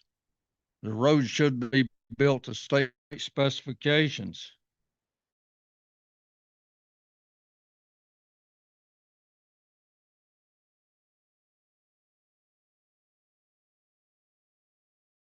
In order to build on a 1-to-1 or half-to-1 slope. I mean, my property, I look at this mountain. There's sections up there where I hunted those sheep that are rock cliffs. I mean, when the leaves are off, you can see the ice on the mountain. The rock is shallow. They'll propose to move the sewage to flatter ground.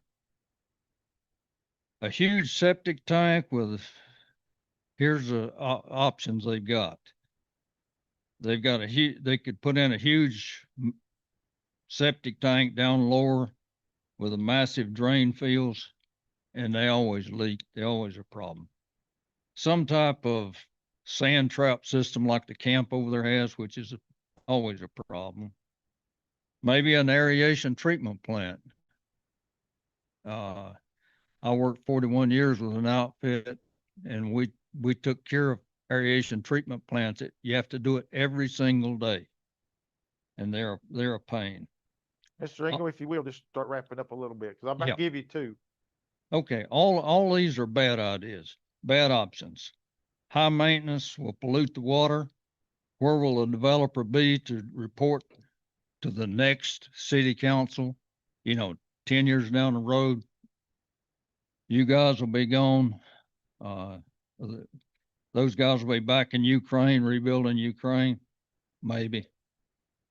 For the town's sake, for Henderson County's sake, for the citizens' sake, for the future of Mills River, kill this development. If you don't kill it, get a $10 million bond from them that will last 10 years, because it's going to be needed. Thank you, Mr. Ringo.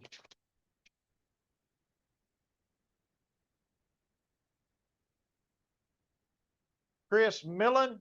Chris Millen.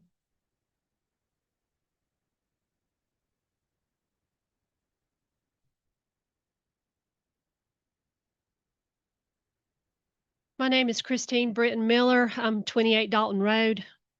My family was some of the first settlers in the Mills River Valley, and they gave land for the Mills River School as well as the Presbyterian Church. We've been here a very long time. And as I said, a bunch of farmers on top of that.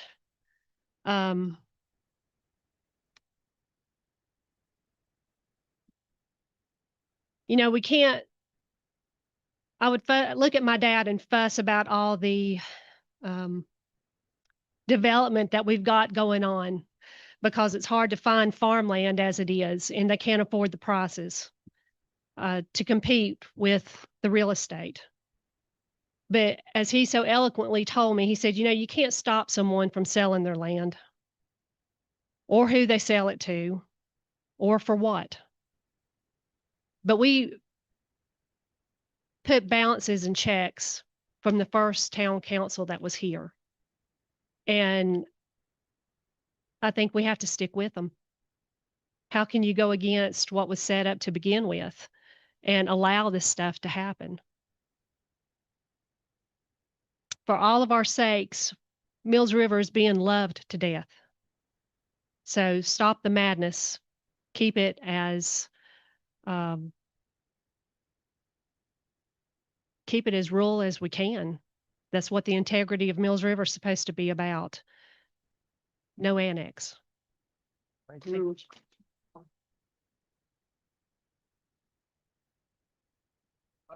Philip, you good? Okay. Jason Britton. We're guessing at this one, apologize, Jason Britton, maybe? Jason Britton? I'd like to yield my time if I may, and rather or a different number. Okay. I'll do it. I think I'm here for the same reason everybody else is, obviously. There's a lot of people here that realize that Mills River's got to be held on to. I mean, I don't have the opportunity to live in Mills River. There's a lot of people here that know that I want to. And you know, we've got a problem going on. We're running out the farmers. I studied agriculture for 4 years at Clemson University because Jerry led me to do that. It's what I always wanted to do. I am getting emotional about it. It tears me up. You know, this is a great place. Everybody knows that. That's why so many people are here. The developers have caught on.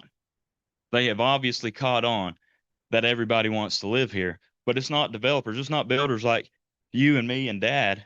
You know, we don't do that. We hold on to what we've got here, and we've got to continue to do that. The South Mills River Valley can't handle that. We watched what happened during Helene. It's a huge deal. Just like everybody here said, we've got to make sure that what we have is taken care of. If we just give it off to everybody else for money, the money will look good till we run through it. And then we can run through that money, and we can count on the next guy to come into town, hopefully take some of his. But at the end of the day, the money can be spent, but the land can be held on to. And we need to hold on to that land. And that's why I'm standing here. Thank you.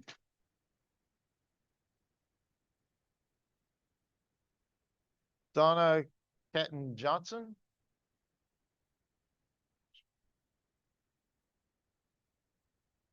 I'm Donna Catton Johnson. I live at 257 Amy Wood Lane and have lived there for 4 years.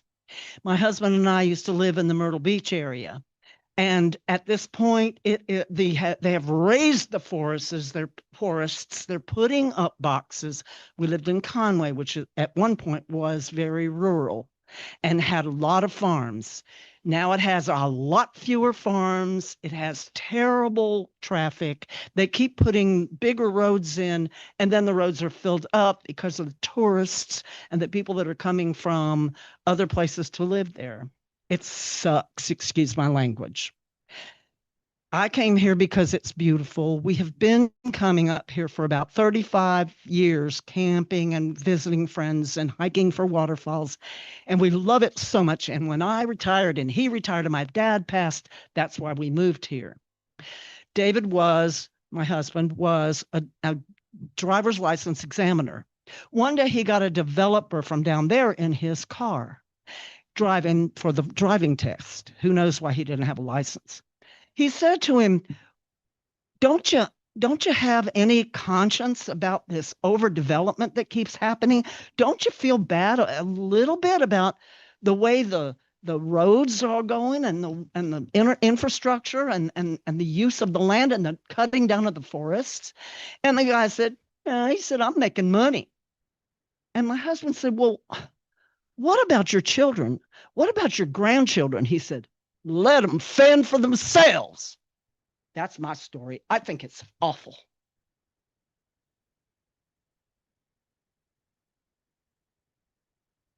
Katrina McGuire. There you are. Good evening. I'm Katrina McGuire at 568 George Chastain Road with some of my neighbors. We live below all this, and that makes me nervous. I live in a little piece of heaven where there's deer and turkey, and I can sit on the porch in a quiet evening and not get disturbed by a lot of light. And that's why we moved here. And we've been driving through here and visiting family here for over 20 years. I want to challenge you. Since I moved here, I serve my community in different ways, just like you. I'm on a county board, I run a nonprofit, and I want to pour into this community, not just for all of us here today, all the generations that came before, but really for those generations behind us, our children and our children's children, and far beyond that. And we need to preserve what we have. So I challenge you. I came here a few years ago and asked to be appointed to the council as a transplant to represent those of us that moved here, you heard us, that love it and don't want it to change. So you all chose each other because you said the same thing. You have a website that says keep it rural, right? That's why you ran. That's why I voted for you. Same with all of you here. All of us here voted for you all to preserve what we hold near and dear, and that's where we live. That is a privilege and an honor. So I'm challenging you, the council here, to make the right decision, not just today by not annexing this, but in the future when other developers and other zoning issues come forward and you are being asked to change this beautiful community. I don't want to drive down 280 looking at a bunch of HOAs. I want to drive down 280 and leave my subdivision, seeing the horses, seeing the cows, seeing the hills. That's why I live here and pay you my taxes. So I have the privilege of living here and to be with these fine people to fight for what we believe in. Thank you.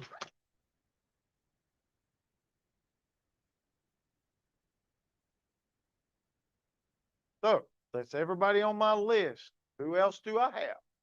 Anyone else? Come on up. You have to give me your name and your address. My name is Natalia Santana Pollard, and I live at 51 Shallow Creek Road, Court, which is nowhere near South Mills River. But similar to the previous speaker, I moved here. I moved here for a good job and to do great things and to help my community.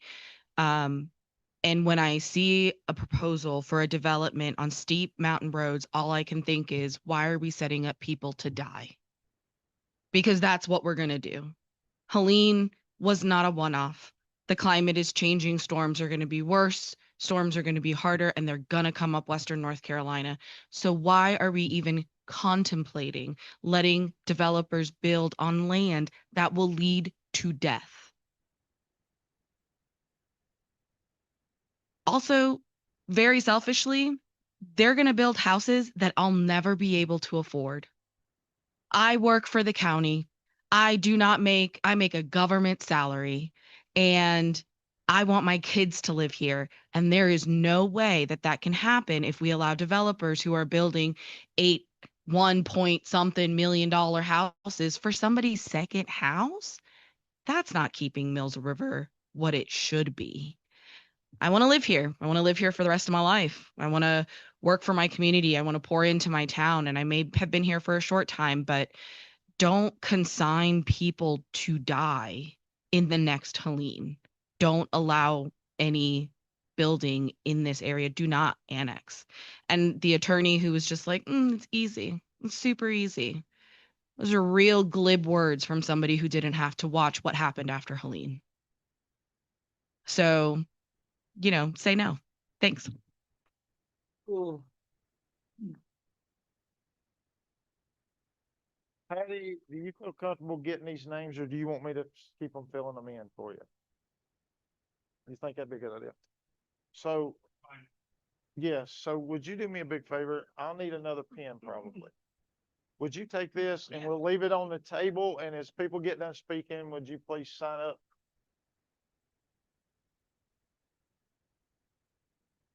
That's your personal one. Okay, who's next? Come on up, bro. I'll be brief. I'm Brian Orr, 764 South Mills River Road. I look directly at Forge Mountain where they're wanting to develop this property. I can think about the runoff from these houses once this is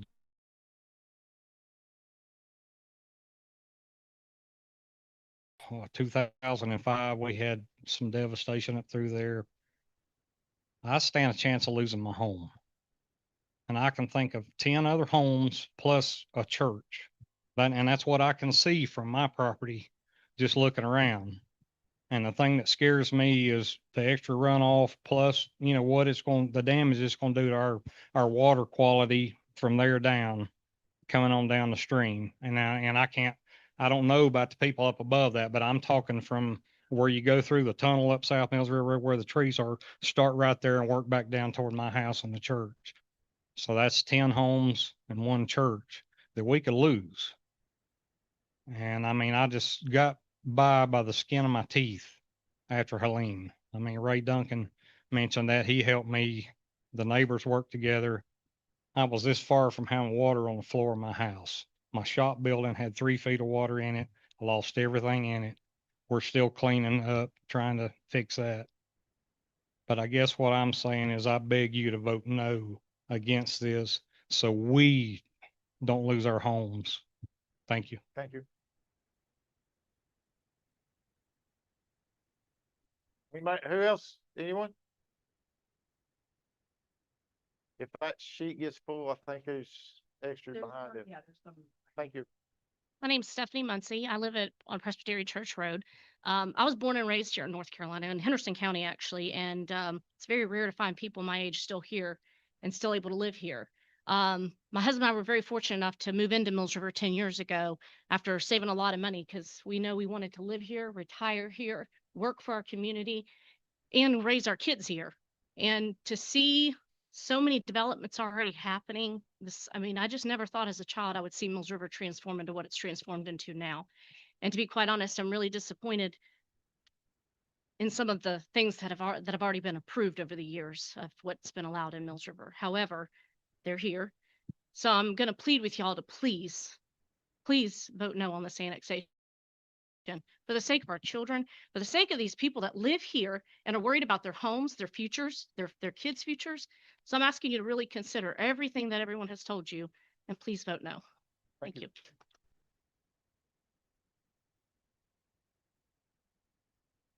Who else? Anyone else? I'm kind of a. You can pull that down if you like.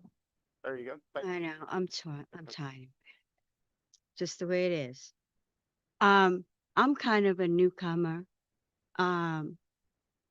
We moved here. We love it here. Could you give me your name and address? Oh, I'm sorry. Roberta Keith, 44 Forge Valley Drive. And we are in the valley. And a lot of that water runs right through my property, goes all the way down the side and down the back, and it goes to Gash. If you guys know, you know Gash Road. The beautiful, beautiful, beautiful area. And right, I have to disagree with you all. That land is not vacant. It has cows on it. And I eat those cows, and I love those cows, and they're going to be pushed out of there. I love everything about it. And this whole thing is a cash cow. That's all this is.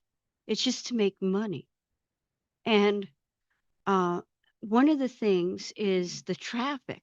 Right now, there's tons and tons of traffic. What is it going to look like? What are you going to do?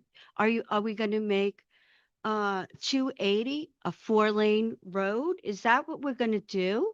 We're going to take property from one side and property from another?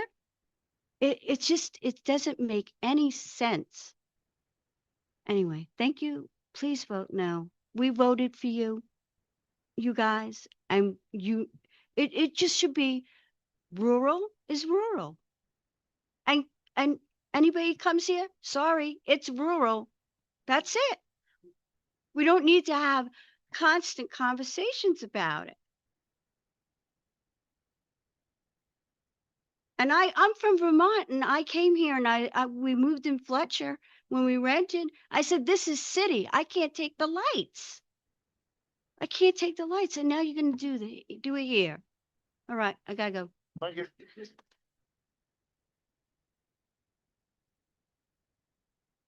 Anyone else? Good evening. My name is Joe McGuire. I live at 105 North Griffin Boulevard in Asheville. But I caught my first fish in South Mills River. I'm 75 when I was less than 2 months old and have been going up there all my life. My mother described going out in South Mills River. It was her father. We had property on South Mills River on both sides of the family. And mother always called the upper end of Mills River, just driving up there, a cathedral. It's so beautiful. And you know that if you do the mountaintop, that's really different than doing other kinds of development. And whether there's a legal issue or not on how steep the slope is, it's definitely going to ruin the views and the use of our properties out on South Mills River Road. And I have an issue that while what we get from our properties in their current mountain rural character is something of the heart, once this comes in, property values for developers will go up, even though our use and enjoyment of the property will go down. So I agree with the lady. Oh, and I want to say a couple things about the presentation we had from the developer. What I heard him say is this would be not so good, the development they have, if they can't add this. That seems to be a really low statement of value for what the Ukrainians, and I think they're local, or have been local for a while, but what they'll get out of it, while we will all lose the use of that. And I know there's a tax revenue is the big plus you all probably looking at, but I also know that at least several of you ran on Keep Mills River Rural. And this would definitely do the exact opposite of that. And to save the value of the rural character of South Mills River, I think that's worth way beyond what could ever be gained from tax revenue. So I agree with the woman earlier who said mountaintops, not rooftops.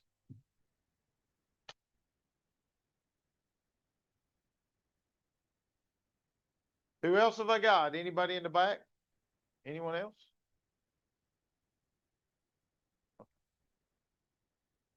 Anyone else? Going once, going twice? Anybody in the back? Anybody see? Okay, come on. My name is Mandy Parr, and I live on Hunters Ridge Road. The annexation is only half of my concern, but I live at the bottom of Forge Mountain, and I already get all the water. So the drainage in my lot is a battle every day because they're still building up to Forge Crest and stuff like that. But that's a no outlet road. My concern is that the runoff from the annex is going to be worse, along with the destruction of the ridge line, but also the 292 that's already been approved. They want to come in and join to our road. The road that we have can't even handle the traffic that's coming in. And now you're also talking about wells and septic tanks, the pollution of what we have already on our land. It needs to be a no, and there needs to be a look at the 292, the regulations you have on them there. We need to revisit that a little bit.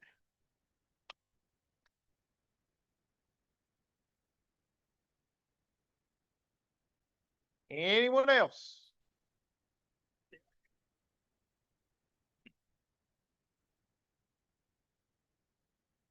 My name's David Capps. I live in Hunters Ridge. I've lived more or less and raised in Mills River all my life, and everybody here that's been here a long time, Mills River's got another name. It's God's country. And that, you old people know that. So we need to keep it that way. Thank you. Thank you.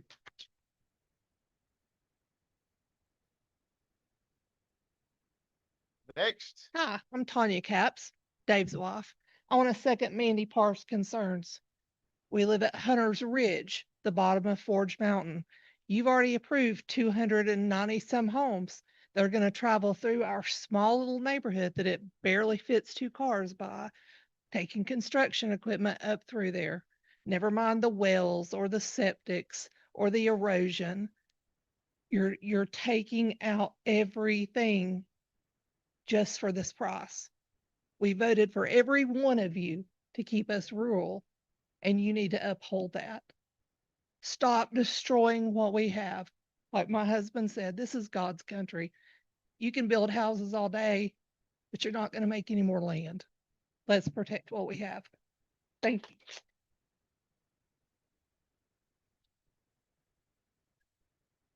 Anyone else? Anyone else? Going once, going twice. Anyone else? Anybody see anybody in the back? I want to give everybody an opportunity. Okay. Okay. All right. Council discussion, and please nobody leave. You know, I know you got up, everybody's got to go to work tomorrow, do something tomorrow. Don't leave me. Stay with me.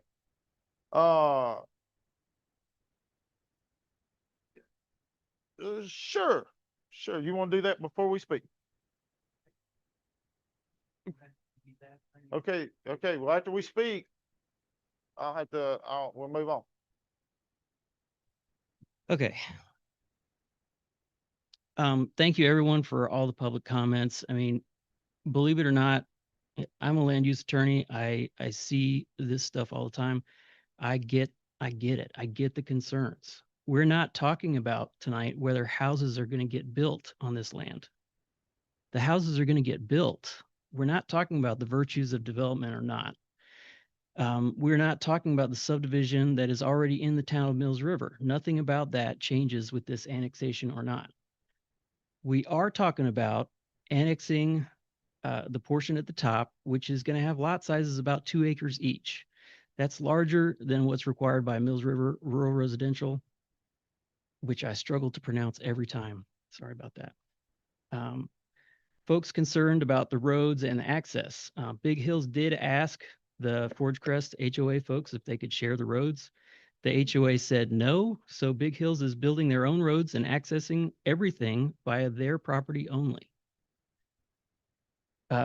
Folks with concerns about wells, what happens if the well doesn't work? The house doesn't get built. I mean, it's that simple. If it, you can't live in a house that doesn't have water. People concerned about runoff. Subdivisions like this have to build infrastructure to handle things like stormwater. When the side of a mountain gets built out over time, onesie twosie, that doesn't happen in the same way, and we end up with runoff problems. When it gets built and planned all at the same time, and regulations are much more stringent than they used to be, it's not the same situation. It is designed to handle these concerns. Concerned about the impact of trout streams. If there's any trout streams that can be impacted, the regulations ratchet up 10 more times. And finally, it was repeated a few times that Henderson County has turned this down. That's not true at all. Nothing has been submitted to Henderson County. Henderson County doesn't have a say in an annexation petition whatsoever.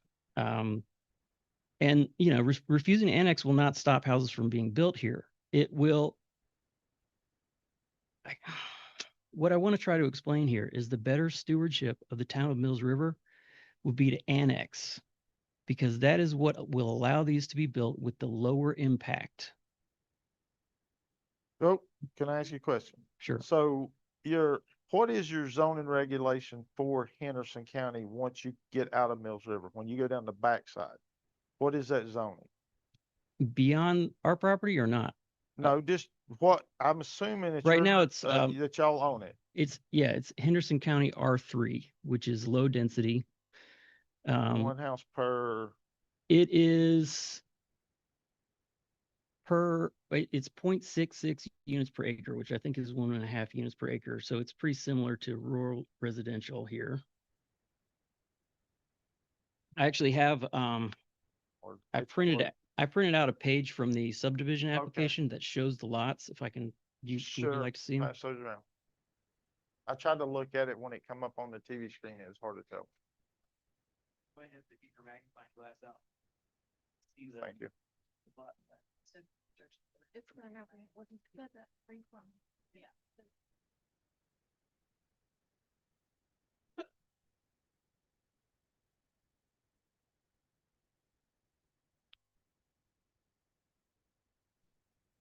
So, Do you have a plan that shows the roadways to access these properties? hang on, guys, hang on, guys, hang on, guys. I understand your concerns, but we'll never get through this, I promise you. We're gonna plan on being here till midnight, but it's gonna take every bit of that and maybe some more. So when I look at this, I deal with this stuff all the time. Is this the entire 77 acres? Oh no, that's a blow up. That's one of the Yeah, that's one what of the I'm plan thinking of. sheets. Okay. But that shows that was the one sheet that had the most of the 77 acres on it. That was, that I could print. I mean, Okay. I don't have a big printer at my office. It's a law firm, not a Gotcha. design firm. Okay. All right. So, But Mr. Malchek has the application in full. okay, fair enough. Anything else you got? Any questions you have? Okay. We do have the civil engineers here. Okay. All right, I'm gonna open it up to council while you're up here, and we might ask you a few questions.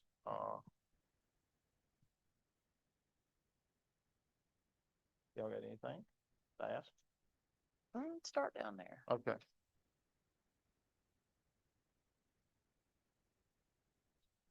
If it's a blow up, then how many is it total just on this parcel we're talking about? You could come forward, please. Before if you're gonna put any input in, I want to make sure I get you on record. I'll let you introduce yourself. My name's Ulrich Garrison. I'm with McGill Associates. And Thomas Menino from McGill Associates as well, engineer of record. And there's 24 lots, I believe. What do they do? We'll try. We got the mics on and everything. Just listen up. Everybody in the background got to quit talking. I mean, this is public hearing. If you're gonna hear, you got to listen. We're the civil engineers for the site. Okay. There's 24 lots. On the 77 acres. There's Correct. 26, but 2 of them are open space. Do y'all happen to know right off what the Henderson County zoning would be for that section? Separate? Yeah, it's all R3. R3. Yeah. Which to me, what is that? For me, I kind of know. But That's essential one unit per acre and a half. Okay. Right. Okay. And so the 77 acres, it actually has 26 acres of designated open space, and then 24 private residential lots. So essentially 60% is anywhere between 2 and 4 acre lots individually, and then the rest is open space. Okay, so I guess to conserve partiality on this situation, whatever, we haven't seen anything before tonight, okay? It's almost like this is a new judicial hearing. It probably didn't have to be, but we're in the dark a little bit. So, yeah, and when you're considering annexation, you shouldn't be it's like a influenced. original zoning where you can't consider an individual project necessarily, but we're trying to illustrate, based on what this site is, what we've already submitted to, for approval and what can even be built up there. Gotcha. So with that being said, I need to hear from you guys. Inlets and outlets. How are we getting into this place? How would he get out of this place? Everybody's wanting to know. We have 2 brand new entrance roads proposed for this subdivision. Are they coming in off 280? Yes, sir. Is there an exit? Is it? hang on. You guys can't get in the middle of this. I mean, we give you this time to speak and we'll never get done, guys. So I'll try to ask you questions for you. So even though I don't know them, that's the bad part. So just honest Indian here. Yeah. So, 2 entrances off 280 only. Yes, sir. You have no egress and ingress off of South River Road at all, I would assume. No, Okay. not off South River. So The all this proposed- would come up, over, and back down? No, it would all be accessible from the one main entrance, and there's an accessory entrance for emergency egress and access as a second form of access for protection. Right. Okay. As required for most subdivisions. Yes. And that's coming off 280. Yes, ma'am. So let me ask you this. So,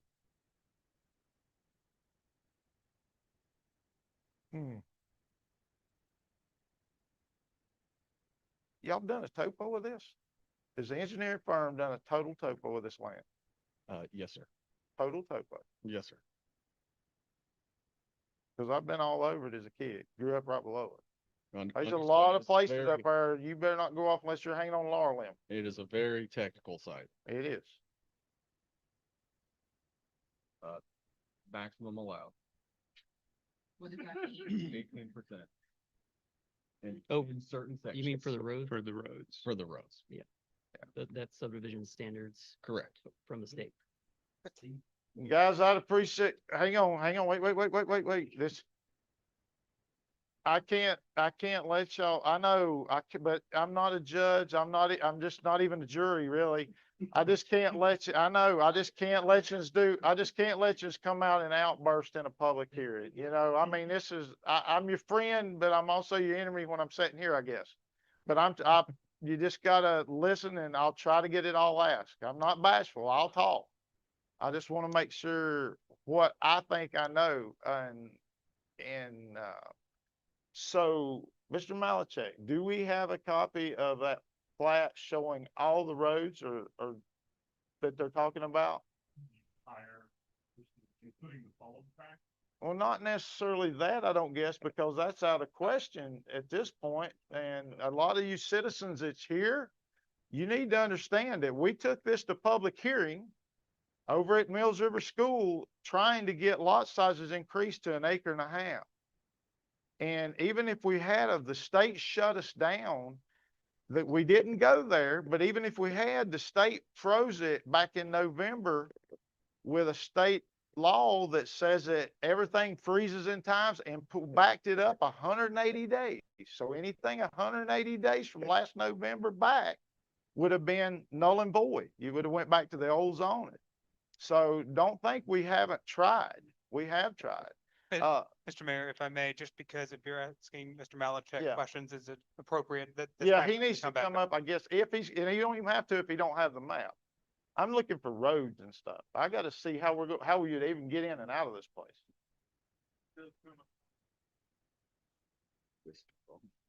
And that's. I do have another map that does show the whole 77 acres. Okay. No, it shows the Or- entire parcel, all the all 77. property Oh, owned by Big Hill. Oh, okay. So the pink is. And everybody know this River. will become public record.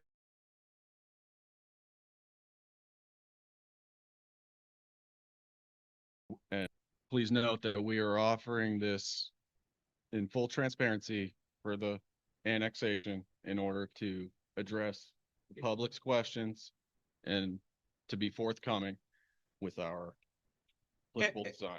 If I may ask during this time, just for the speakers at the podium, just because it's a little bit difficult to hear, if you could just come a little bit closer, maybe one at a time, just so that we can make sure we catch it. Thank you.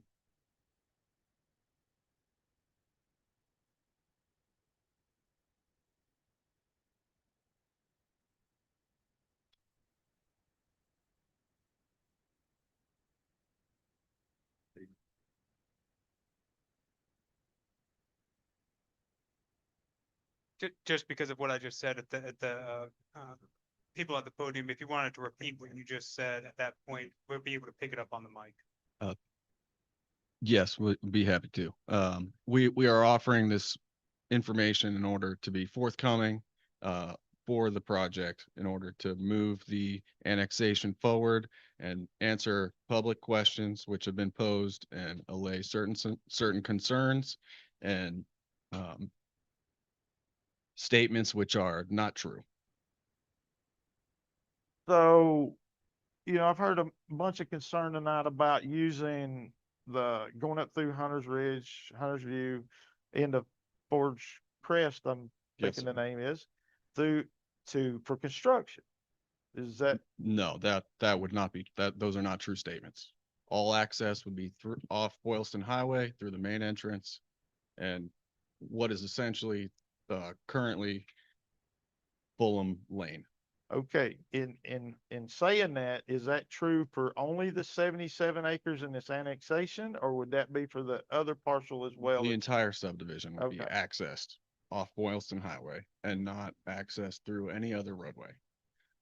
We have proposed connections to Forge Crest at the ridge, but based on our understanding with the adjacent property owners, we anticipate placing a gated access so that it would only be accessed for emergency purposes in case of an emergency.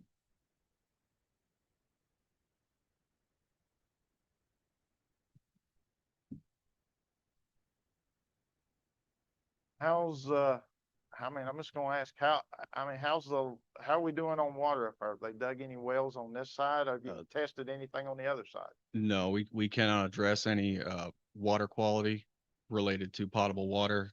We do not know of any current testing that has been performed on the property. Okay. Any pre-sewer test, anything of that? Same with the sewer. Okay. No testing. We have no geotechnical reports at this time.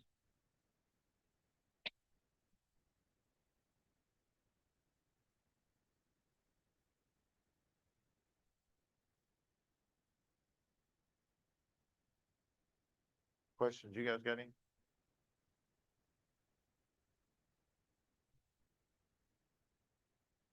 So to just shed some more light on the subdivision, we have previously submitted for 209 lots on the portions of the property which are currently in Mills River. And that was back in December of 2014. Sorry, 24. And we have maintained the same number of lots in order to expand the lots, right, in size and allay concerns relative to disturbance because we understand that this is a very technical site. We have phased it in essentially 3 phases. And the first phase is essentially the lower farm today, the farm operations. Second phase is just beyond the power lines. Third phase is essentially halfway up the mountain from the power lines to the ridge.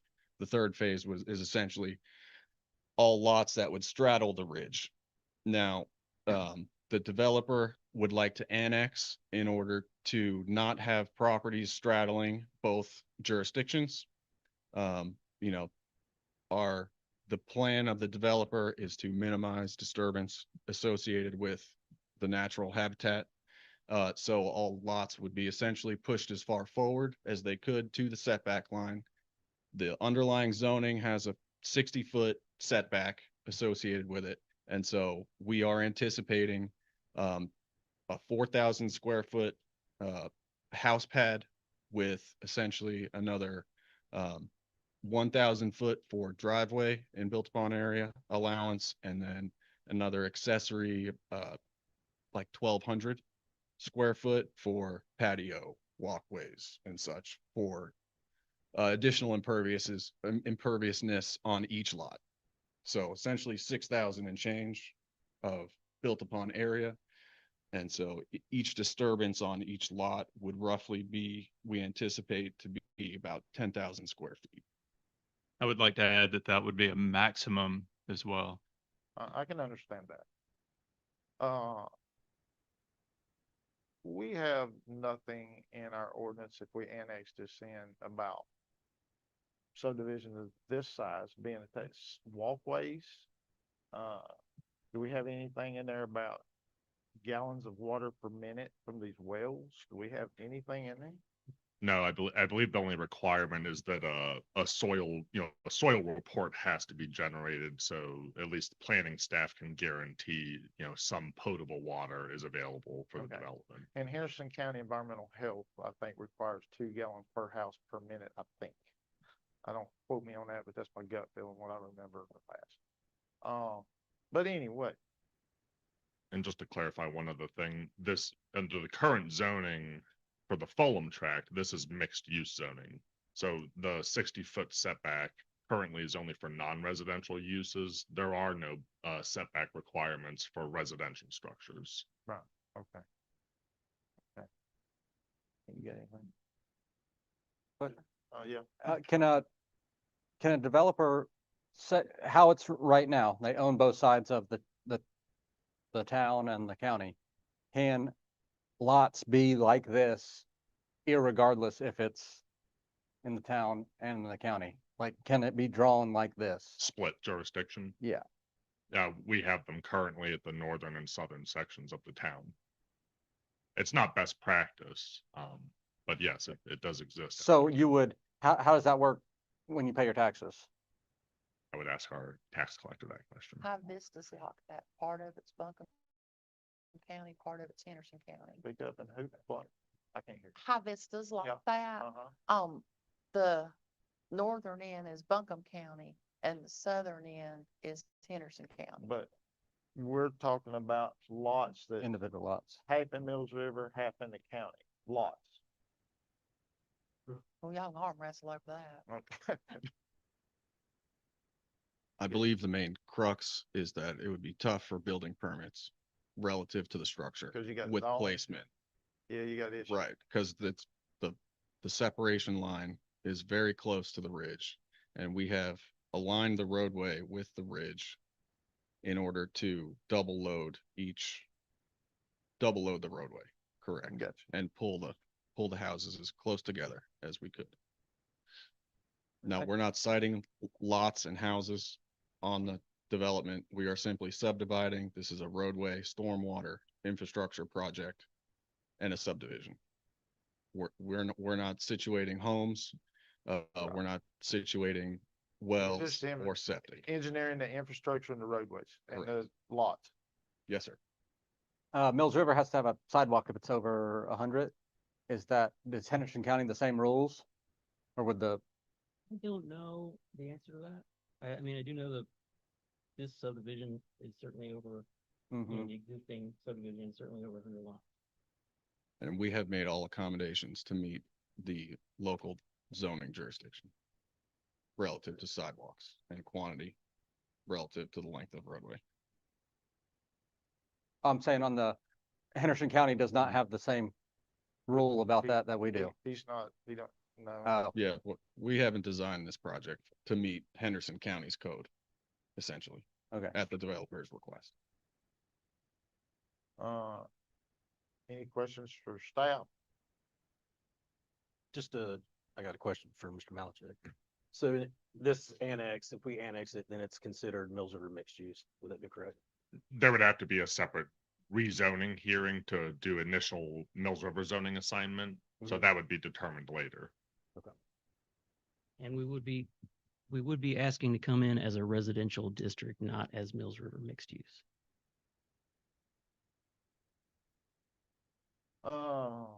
I'm gonna ask you, would it be appropriate? I know we've got Miss Alexander, our town attorney, on the phone, by Zoom. Would it be appropriate to ask her if she sees or thinks of any concerns that we not be asking as an attorney representing our town? A vital question? I don't know. I think since Miss Alexander is on the call, we ask her. She would be able to answer that directly. Yes, sir. Sharon, did you hear us? I did. Okay. If it's something you can't comment on, let me know. But if it is, and you got anything that you want to discuss, I'd love to hear it.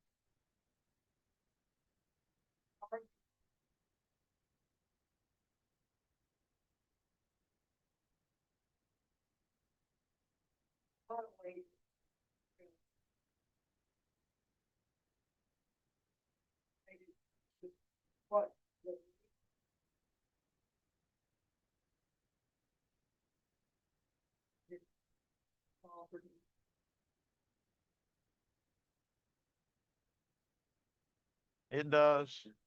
It does. Can I ask you a question? And you can, and I want to know because it's in my gut right now. And if I can't use it in my thought process on this, I'd like to know. You know, we're dealing with a lot of safety concerns in Mills River with the flooding and everything. I you know, I'm a little bit worried about the steep slope up here. And I know that the UDO consultants and all is looking into that for us moving forward as we get that in play.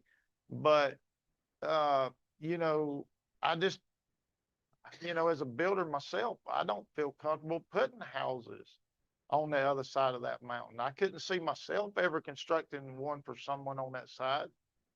I mean, there's places you could, but there's a lot of places you couldn't. And as I look at this plat, they're trying to get one anywhere they can. And I ain't gonna say you can't, but I can't promise you it'll stay there either. And I do it for a living without spending a ton of money trying to make it stay there. Being honest. And I just,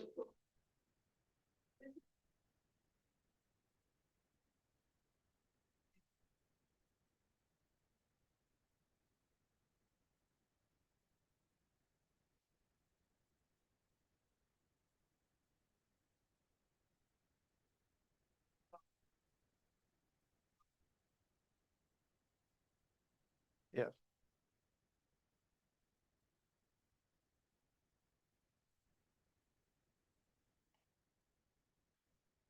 Thinking tonight is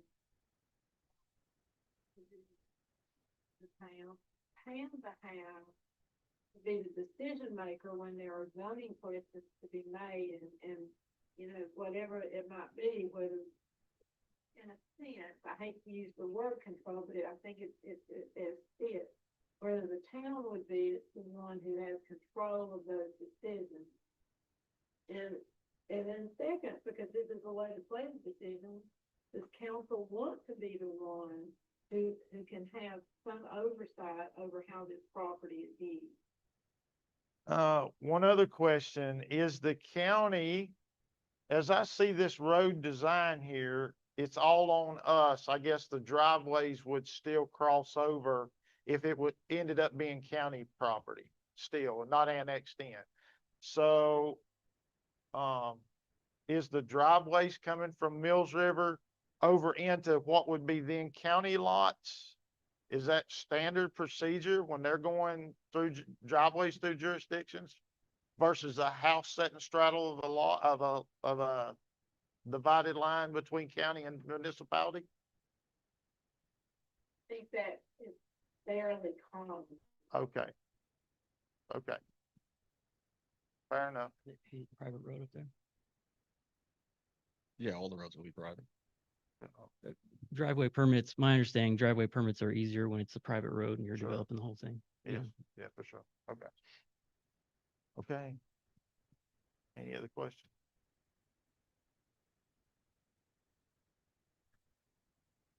I do not. Sharon, is there anything that you would ask if you was in my seat that if you could as my lawyer? Dan, I apologize. Is there anything That as from a want you to ask or not want you to ask? that you would no, well, I would definitely want that information, not want this, but yeah, no. That's okay. Yeah, I'm just, you know, I just want to make sure I'm representing my people well. And I just want to make sure if there's anything legally that you could advise us on, that you would do so at this point, and something that we might have not asked them or something that to that nature.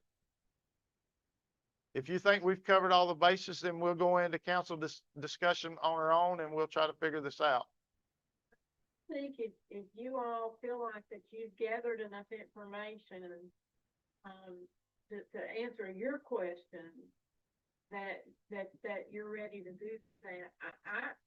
I had a little bit of hard time hearing some of the public comment. I've been able to hear what Mr. Swartz has said. But I can't think of anything else I would want to ask if, if I were having to make this decision. Okay, that's what I need to know. Okay. So if all right, so we can make discussion, ask questions amongst ourselves, whatever here. I think I'm good. Thought processes, anything, you good? Y'all good? Good. All right. One thing I'd like to say before anybody leaves this room, and before any decision is made with this right here. Everybody knows I'm a straight shooter. The easiest way to stop this, and I'm a native myself, multi-generational native, is to think about who you're selling this property to before you sell it. Once you sell it, it's in somebody else's hands and control of this a lot, okay? No matter what the outcome of this is, as I tell everybody, be good neighbors. Even y'all, be good neighbors. Everybody be good neighbors. Think about, I'm not going to call it greed. Everybody does stuff for different reasons. But you got to think about the ones you're leaving behind. It's no different. Think about it. And I want everybody to know that. So with that being said, it's time. I entertain a motion. So I make a motion to close public hearing. Okay, thank you. Second. I'll second. All right. Any discussion on close before we close? Hearing none, all in favor? Aye. Any opposed? Okay. All right. Any more discussion amongst yourselves? Yeah, make a decision, make a motion. So I make a motion to deny the annexation, Annex 2501 as presented. Okay, you got a motion on the floor. Who's second? I'll second it. Sandra second. Any discussion?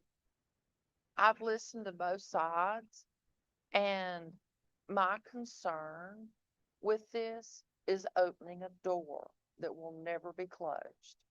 Because once you open the door and you tell somebody yes, when the next one comes, you can't tell them no. So I've lived here my whole life, and I appreciate the headwaters of North and South Mills River. That's been our sanctuary that we've kept safe all these years. And I hope we always keep it safe and keep our water pure and give the animals a place to live and still have a place for our children to see dark skies. Okay, any more discussion? I think for me, it's not beneficial to the town. We can't consider what the zoning is or what they're gonna do with it because we don't know what the zoning would be yet. And so basically it's a barren piece of land and it's gonna cost more to the town of Mills River to annex it than it would benefit. I'm gonna echo that. From a money standpoint, we've heard it several times that, developments don't bring us enough revenue. So if we're putting on that hat, then, we've seen these before and it's cost inhibitive in the long run. Okay. All right. So we got a motion, we got a second. All discussion done? All discussion done. All in favor of the motion? To deny? Aye. Aye. Any opposed? Hearing none. Okay. Thank you, guys.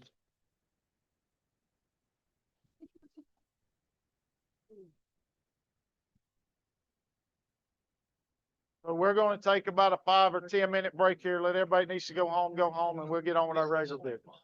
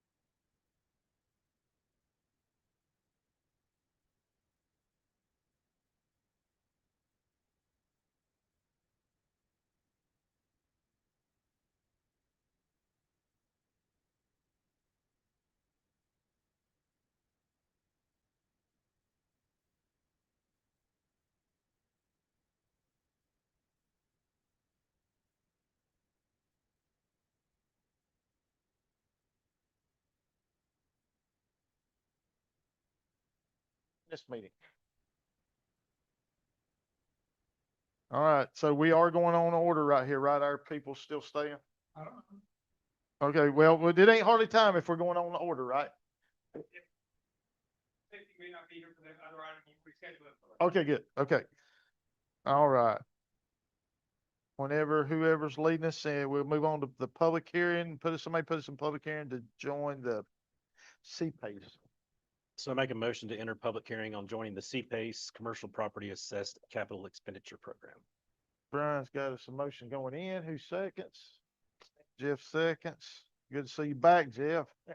Missed you, buddy. I missed y'all too, but I'll listen to you. Okay, good deal. I'm definitely aware. Any discussion on going into this? None, all in favor? Aye. Any opposed? Hearing none, we're in. All right. You gonna lead us on this one? Hang on, I'm looking. Pink. I got, okay.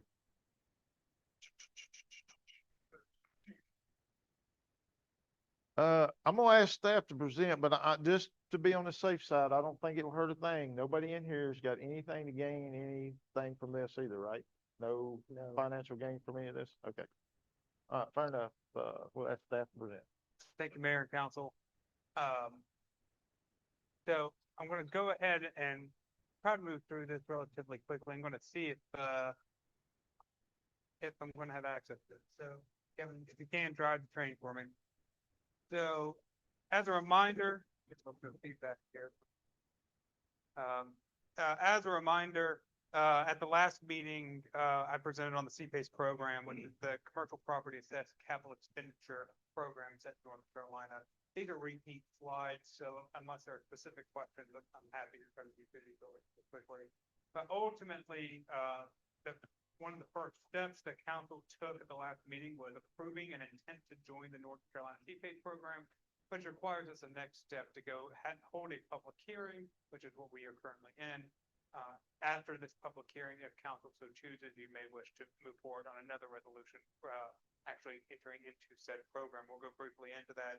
But the CPACE program is essentially a financing program that focuses on property improvements within these four major categories: energy efficiency, renewable energy, water conservation, and resiliency initiatives.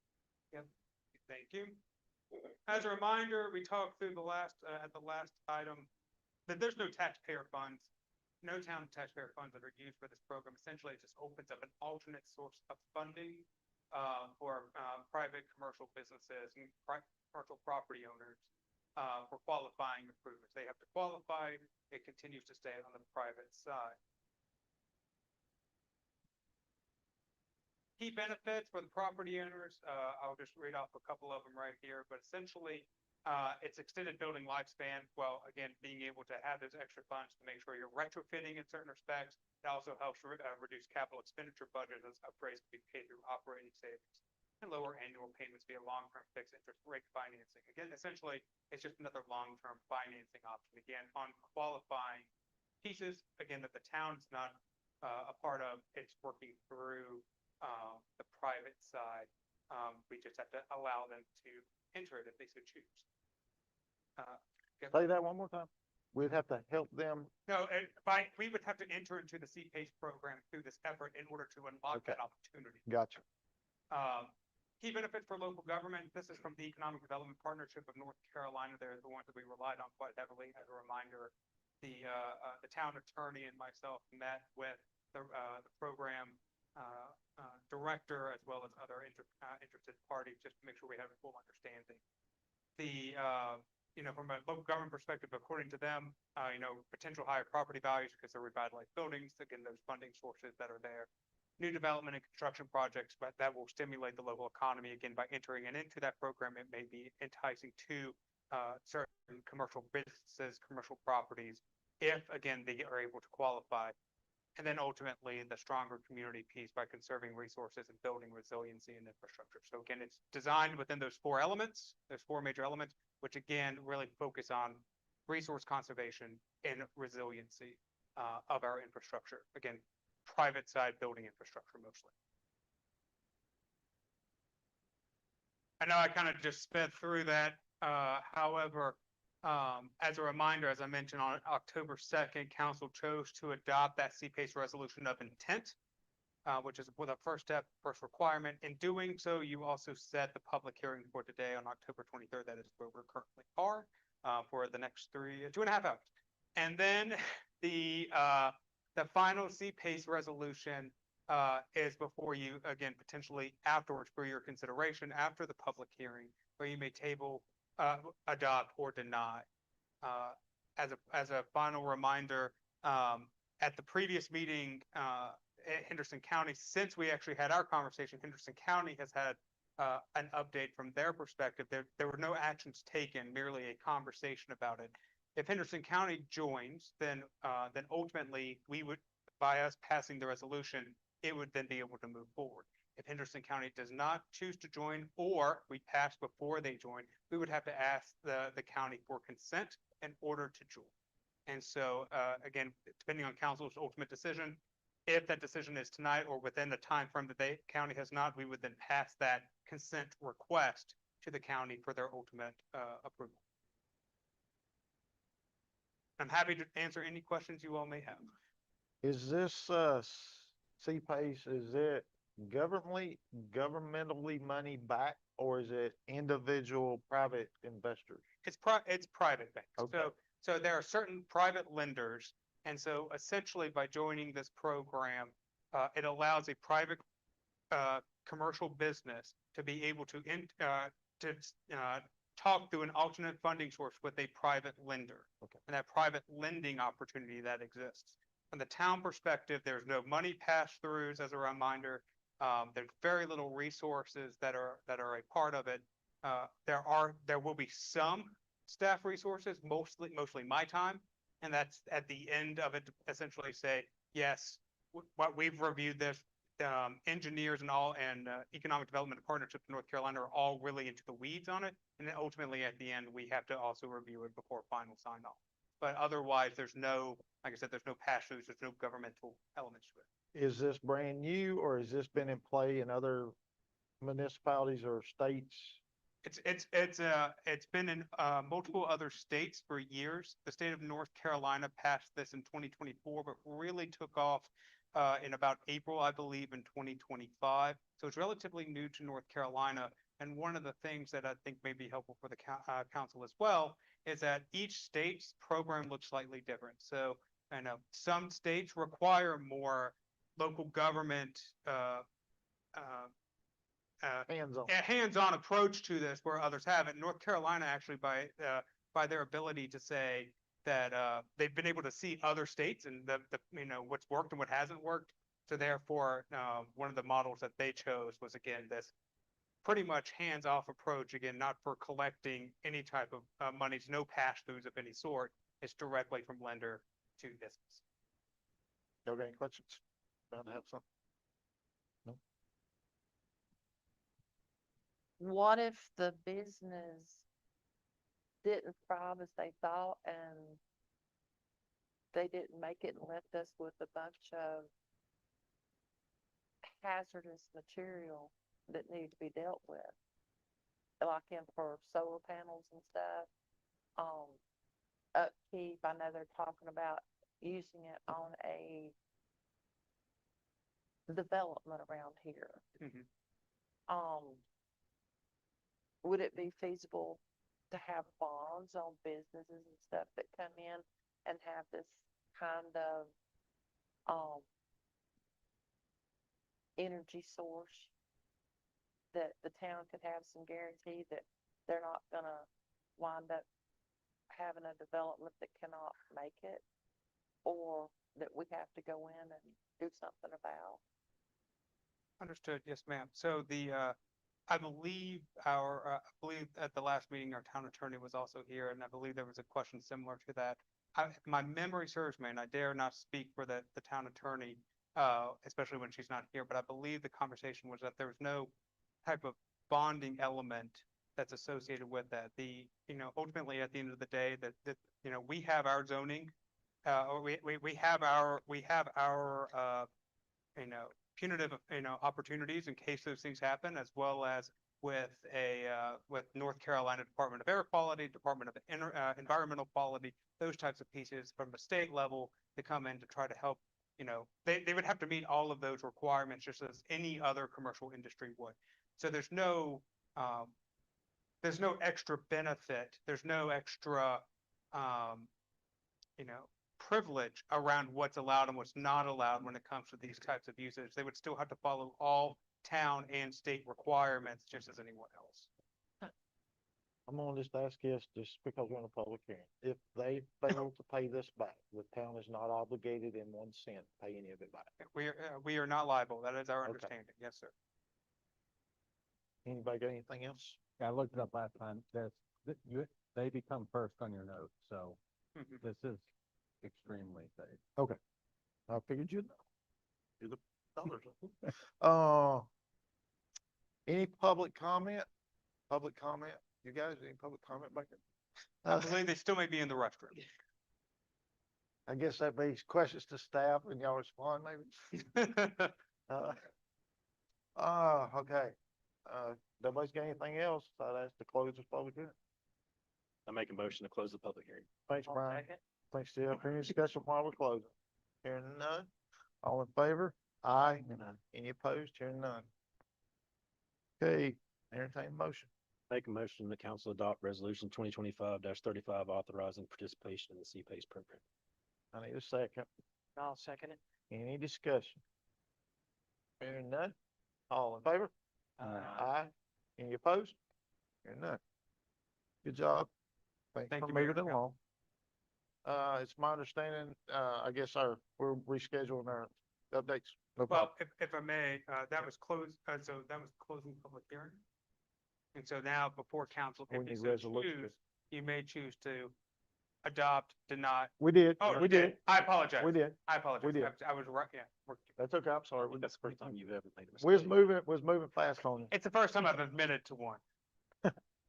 I Hey, apologize. that's very smart. All I right, apologize. so we're gonna table our quarterly updates If I- until, oh, go ahead. If I may, Mayor, so the public safety side is one element of this. We as staff have prepared our side of the Okay. conversation. And my recommendation would be to be able to present this to you all this evening. And then we reschedule the public safety portion of this for a meeting in November. Okay, fair enough. I'm going to ask Julie Osteen, our finance director, to come up as well.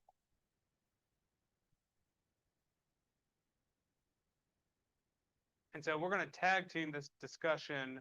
I promise it will be mostly painless. The one thing that I heard during the council comments this morning was a conversation about FEMA. This morning. Sorry, this afternoon, this evening. no. And for those listening, that That's would be two. two, On Yeah, one that's night. two. That's two. and depending on how long this goes, it may be three. Well, to be clear, in a couple of hours, it will be morning. So I got ahead of myself. Okay. No, thank you. So, as a reminder, earlier in this meeting, we had discussed, you all had asked for an update on FEMA as well. And so I want to make sure that we do cover that within this, so it'll be helpful to know what other questions you all may have as we go through this. And so, really, this is an iterative process. This is one of the elements that I think is really important, from a staff and council transparency perspective, is to be able to provide quarterly updates on major projects and initiatives, as well as public safety, especially as we're working through the strategic planning process. This is one element that I hope you will continue to see moving forward in different iterations as we finalize that piece. Really, what we're going to talk about today, as you can see, though, an update on a quarterly financial analysis, major projects and initiatives specifically around items that are within the budgeting process for FY 2026. And I mentioned we're going to talk about public safety. Another point, although I will say, Chief Burnett did ask me to pass along one message at the end that I'm happy to share at that time. So I'm going to turn it over to Julie, our guru on all things finance, to take us away. So before you right there, we have to report. One thing I do want to make you aware of, look at this fiscal year, slightly behind in our property tax collection. You know, mainly due to the state contract for the printers canceling in the middle of June. town trying to find a location, the provider for the printing, they built. So we're at about $600,000.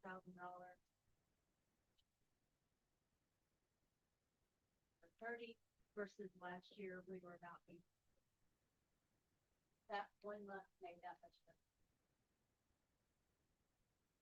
We had 1 month's worth of registered orders.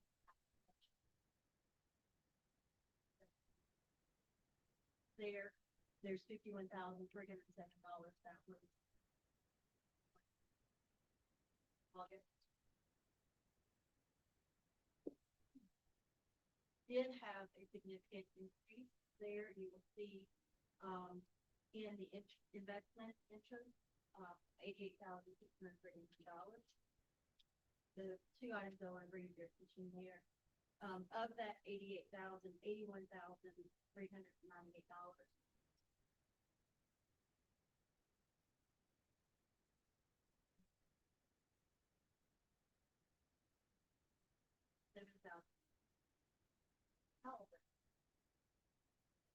So that is from 88,000. You will see that the lease agreement, if you compare that to budget, is actually over the budget. We were only going to have 1 month's worth.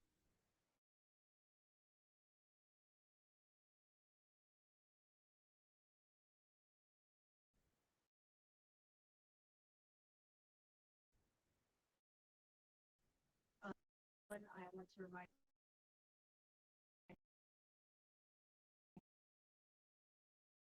very much. So the election that you received in October actually went back to June 3rd. So the third election of sales tax for this was the officer.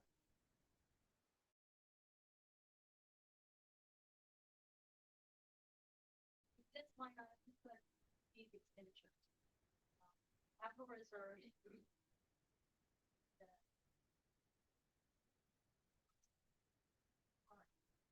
Budget.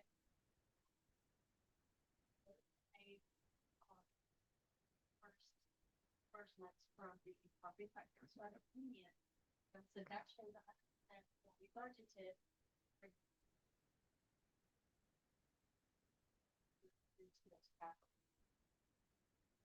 The other line item here, we made 3 months worth of debt service payments. We paid off.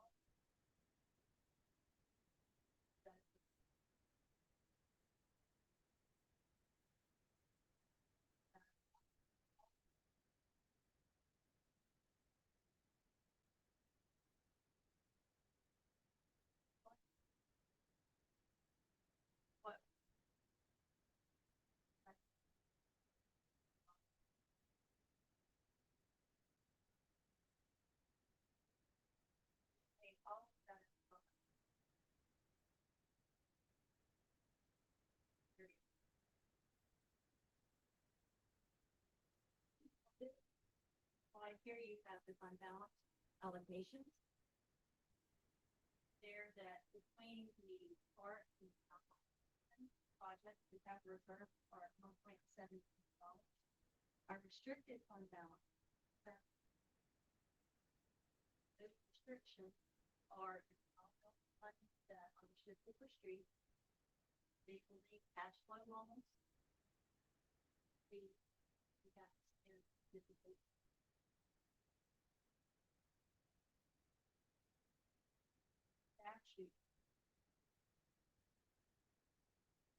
Then you have the assigned fund balance, which is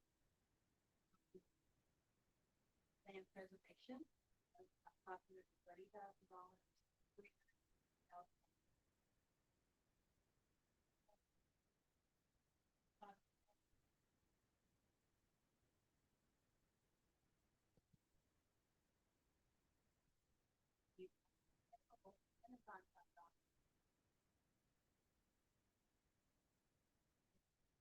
Day is September 30th.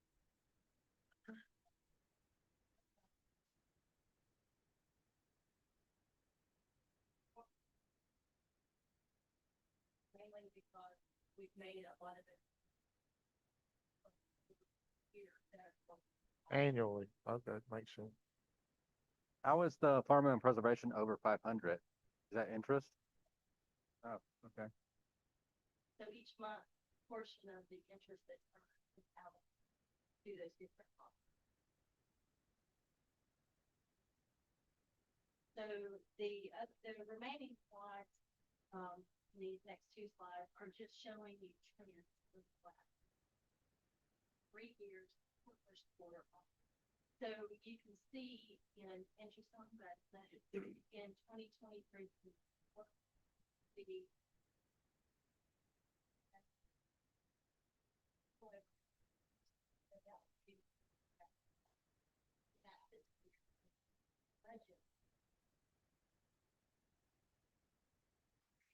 3,000.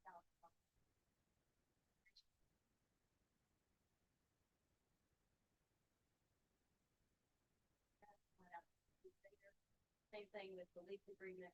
This fiscal, in this fiscal year, didn't have that previous year. So those are the two outliers. Everything else is fair. Apologies. No, no problem.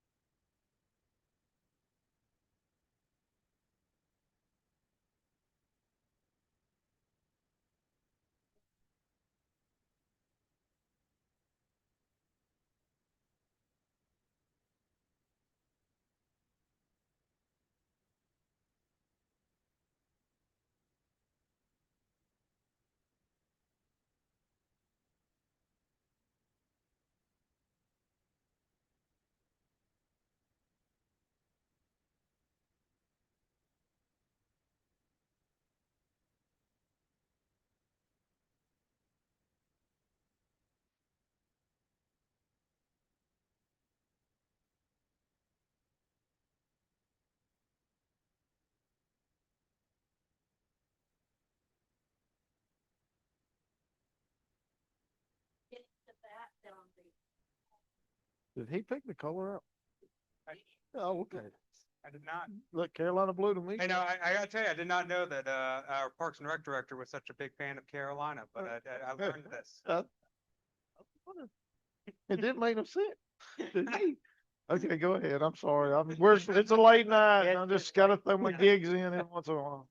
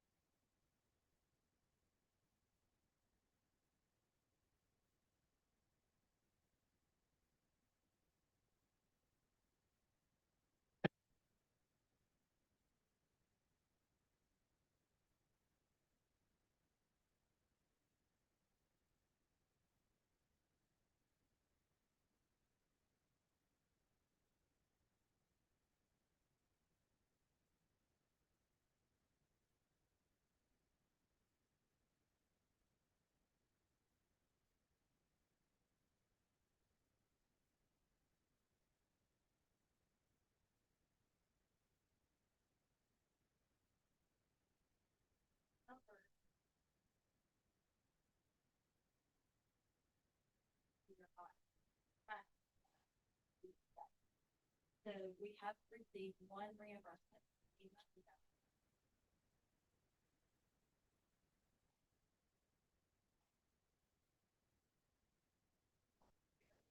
The $28,000 that we have spent on the building, 15,000.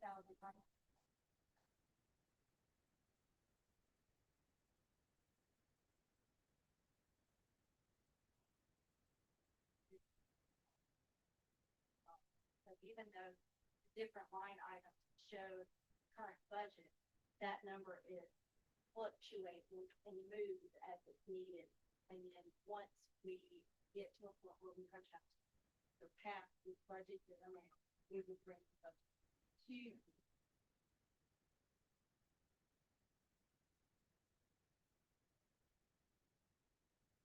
Thank you, Julie. And one of the things I would ask council to consider, and if you have them tonight, we're happy to take them, but to also consider in the future is that, you know, by having this kind of financial quarterly update piece, I'm going to ask the same thing after my section here as well. What other information you all may need for future discussion, for future consideration as we build out these types of updates. So I just want to thank Julie for putting this together, but please continue to think of that for us. Julie, is any of these outliers look suspicious or anything we, okay, okay. Okay. Perfect. Because we talked about FEMA expenditures, I wanted to give an update as well on the major projects. And this is our shift into the major projects initiative section. So as a reminder, FEMA puts items into certain categories, and so that's how we've been tracking them as well. Under Cat A storm debris, as council is well aware, we've been working with the county and trying to work through their options since about March. We've been ready about that same time with a full scale report. And, you know, I want to personally thank the county for all of their hard work on the town's behalf throughout this process. That being said, we know that there are hurdles that they're running into as well from their end. And so my recommendation is that and I've started working with the county on retaking that project back.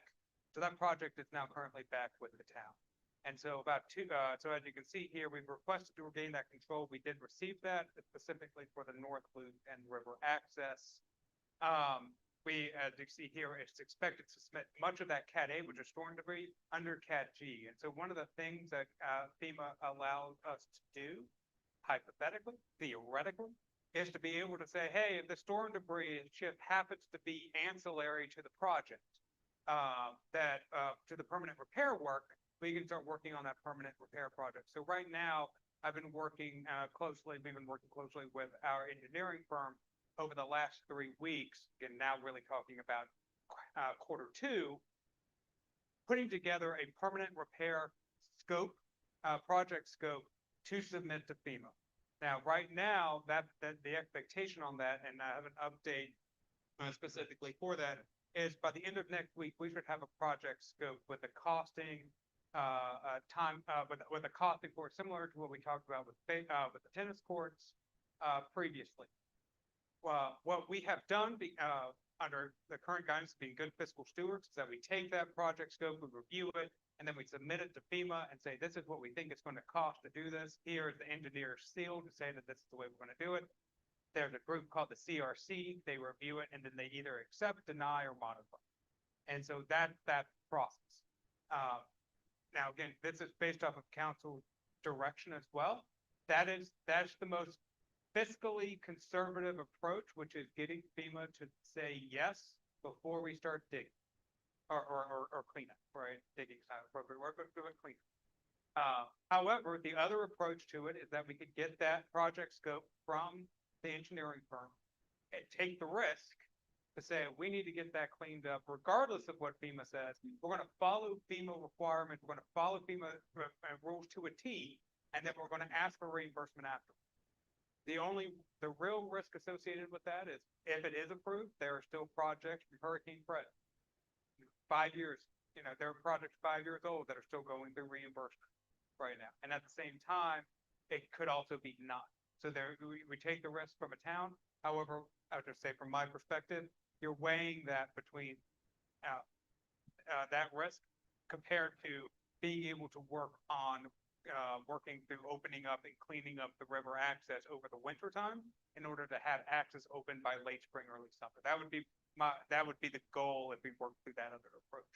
So really, I would ask the council to consider and help with guidance from your perspectives on what your expectations are on this. from FEMA requirements on an engineering side and a cleanup side and a construction side, is it gonna be much more expensive to follow those guidelines? So our hope, and so I believe, now please do not hold me to this, I'm not an engineer, but just from sheer understanding the process, if we went through the Cat A storm debris approach, the monitoring cost of pickup, having monitors, et cetera, is incredibly expensive. Whereas the Cat G approach of the permanent work allows us to not have to have those monitors because again, it's just ancillary. So those costs associated with that would go away. So in my mind, there's actually, the two approaches, I don't see, potentially the Cat A approach is actually more expensive than the Cat G approach. It's just, because we've even talked at a staff level to say, hey, the sand, silt, and mud, if it's just, again, ancillary to the permanent work, if you were able to move that potentially out of the 100-year floodplain onto the property back here, for instance, and when it's spreading it out, it would not potentially create any type of issues or concerns on that property because again, it's not a ton relative to 70 acres. Those kinds of approaches that would say, hey, we don't have to haul it to a landfill X, miles away, get it weighed and all that kind of stuff. So there's a potential cost savings there. Okay. And to be honest with you, on some of these culverts and all, I'm hoping these engineers are looking at maybe changing the size of some of them instead of just pull and clean them. If they're going to be plug and play, something we can use later. Mm-hmm. If we're not going to use them in the master plan, I'm okay with just cleaning them out and reusing them. But if not, while we got this thing dug apart, let's fix it. Yes, sir. Always go up the If we size, can. always go up the If we size, can. yeah. Understood. Yes, I sir. understand FEMA might get a little heartburn over that, but we're at that. Well, so generally speaking, with FEMA projects, there's FEMA funds and then there's the Mitigation. the mitigation side. And so again, being good fiscal stewards, we want to make sure if we're going to spend the money, it's going to get for future use. And at the same time, there may be questions that come and we have to just weigh that out on, Okay, is it appropriate regardless? fair enough. And I'm just curious from council on that approach, if there's a feeling of of which approach you would prefer, because right now, again, from our perspective, and unless we get other guidance, we're going to submit to FEMA, get CRC to approve, deny, or modify, which would take approximately, hopefully, knock on wood, 3 weeks to a month to get that back. And then depending on what their determination is, at that point, we would have to make the decision to move forward regardless. Just for clarity, if they modify, is their modification engineer approved? Yeah, so we would Okay. have to have the opportunity, to appeal that. Okay. So again, our engineers and them, we would continue to work through. I'll just give you an example. There have been times where we've heard, you send in a request, you say it's going to cost 100,000. They come back and say, we believe it's 20,000. And then you have to start the appeals process to say, no, you didn't consider this. I get Uh, you. Okay.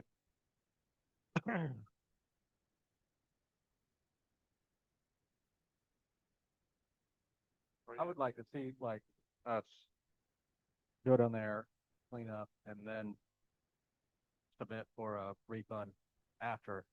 I would really hate to wait months, years, and then deny it, and then have to go and tell everybody, well, we waited for a year and a half. Now it's another, and winter is a good time to get that done. You should have no problem getting that by early spring, not late spring. But that and I'm a little confused on is there a gray area between maintenance and storm debris removal? There are weeds that are now getting woody stems down there. And how much sand and silt and mud do we need to remove to plant it back in wildflowers? I don't know if we're even planning to do that. It's flooded before. It's actually flooded after Helene. So I don't know. I'm a little confused on the scope of removing sand, silt, and mud. Are you more just talking about the parking lot for the Boat launch. Yeah, the bottom. No, so right now, the current general scope is the entirety of the inner loop, inner part of the loop, the meadow, To get it cut back to natural grade, correct? get it back to the grade in which it was pre-Helene. As well as, again, on the outside of the loop where appropriate, the culverts that are a part of there that need to be cleaned out, and, if damaged, repaired, and again, through the engineering request, if there are mitigation pieces to create larger ones, as well as for the parking lot. Well, the parking lot may or may not itself be a part of that. I would have to go back and look specifically on that. There's a part that has been out a little bit, but there, I believe it's in. I'm gonna look. Do you remember to follow off the top of your head, parking lot that's part of that? We talked about it at one point, Matt, and it was, Yeah. yeah, right. it's Yeah, covered, but in a different. So is it a lot of sand and silt and mud, or? It is. Sorry, Tony. I'm only asking because I have flooded property and all the farmers have flooded property. And I mean, I didn't have to remove that much silt. I ran my little Power Boss sweeper out there and Yeah, I think what our biggest problem is, even though the trail wasn't damaged, there's no drainage. Raised it Yeah. up on. So when you're literally walking in, so as we continue, if we were just leave it and plan it over, we're gonna continue to have drainage issues, and then we'll have to trail. So that's really what we're trying to get back, is that natural drainage. to get- The trail has almost created a trench in places back there. Yeah. So when the water, when it first gets out, it's gonna get in there and start cutting somewhere till it finds a soft spot and cuts through again. It needs to be cut back down to where the grass line and everything, the water would just flow across. So it don't take asphalt out anywhere. but, and I'm not trying to be, confrontational, but, how are we gonna do that when there's 8 foot tall trees? You know, like at what point are we gonna get denied from FEMA anyway? Because it's like, well, you guys didn't touch it for 2 years. I understand there's a back and forth of like, well, we were waiting on you. Well, now we're waiting, is there a? Yeah, if I may, I'll just jump in. I apologize. I did not mean to interrupt you. We have photos, photo evidence of, after the storm, with full documentation of what was there prior to the buildup, et cetera. So we do believe that there may be some pushback from FEMA on that. I mean, that's just unfortunately the nature of this situation. However, at the same time, again, full transparency, in my experience so far working with FEMA, the definition of storm debris itself has changed. And so because of that, over the time, it's very difficult to plan accordingly for what they may or may not deny. The only thing that we've been relying on heavily are the photographic evidence, which have depths of the sand, silt, and mud that was there relative to the actual plans that we have back there and comparing those two. That's Well, really how we. But if you go to bid it today, it is gonna be higher than a year ago, because they got to deal with the top. Is that how, I just don't know how we can work through that. Yeah. That is one of our big questions, and why we are trying to get, moving forward. It is problematic. We don't have the equipment to maintain it, is a big part of the issue, is why it's not being, like, used, like, go ahead and go. Yeah. Right, like, we don't have the ability to even do it until, and it still gets the replan, something that's manageable. It's a constant cycle until we have to look forward. Yeah, and I would say one of the things that we would be relying very heavily on the project scope, and we've had preliminary conversations with it, which I would just have a plug here.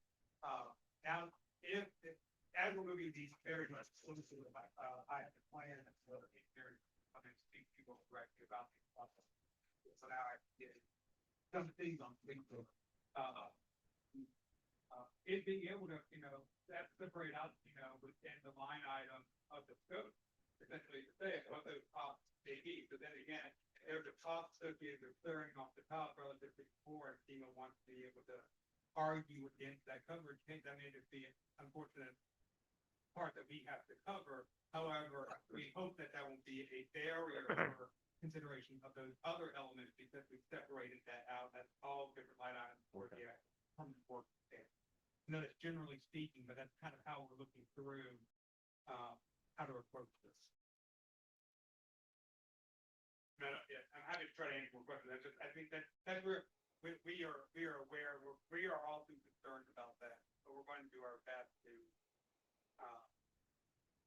separate it enough where it has less.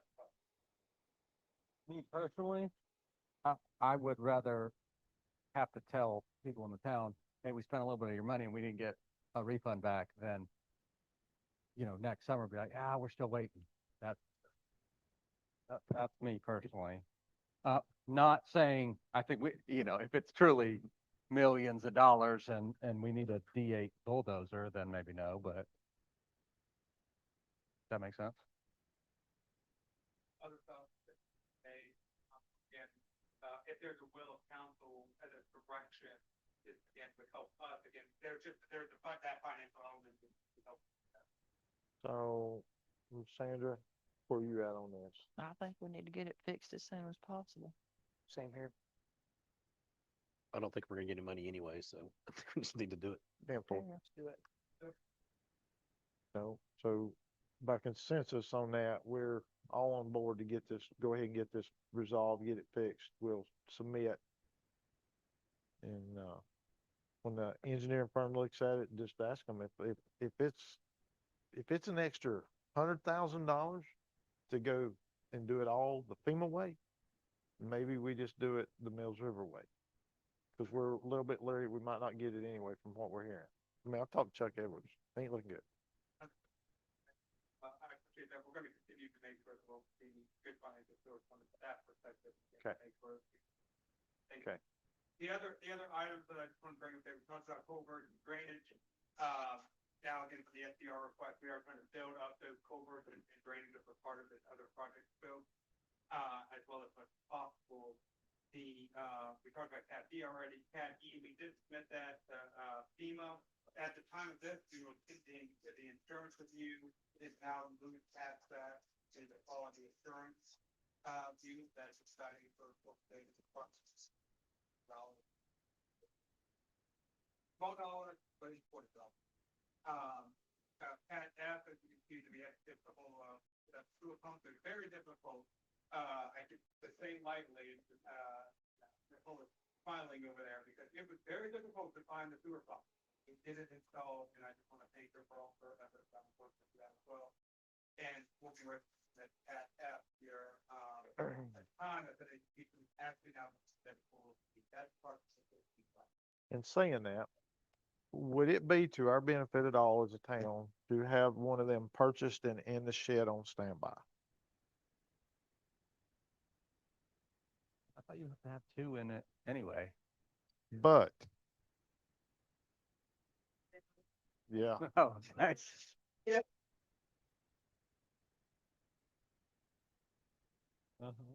Yeah.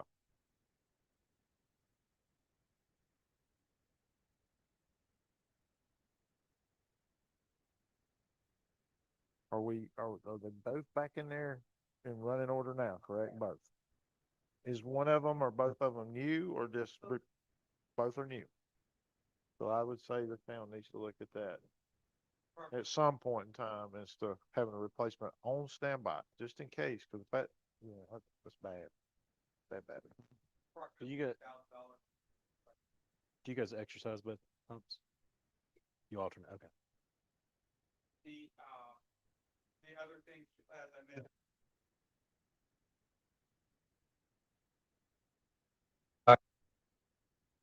Working through. Looking at. Trying to find quotes to get them working.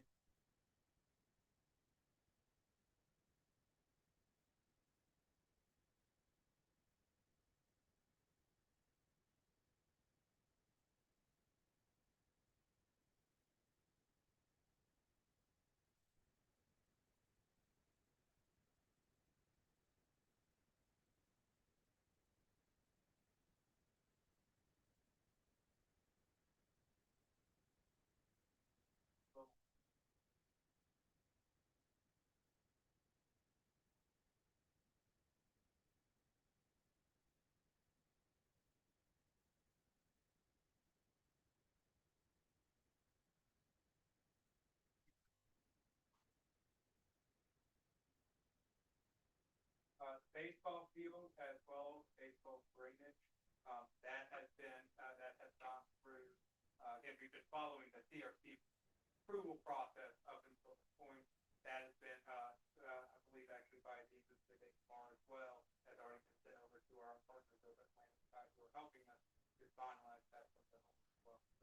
So, you, signed off, the cost was spent, a lot of time we had talked about, cost that much, so that FEMA requires all contingency plans. Drives up the cost dramatically, ultimately we can go as possible. Approach, and then, again, there's other kind of tracks and work on as well. So those are those elements there. The last item, certainly not least, is the expansion property.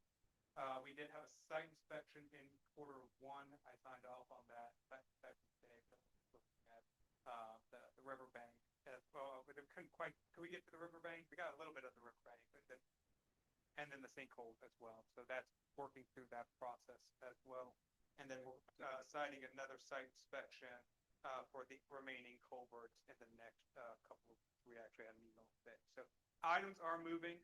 When should we see those reports? The site inspection report? Yeah.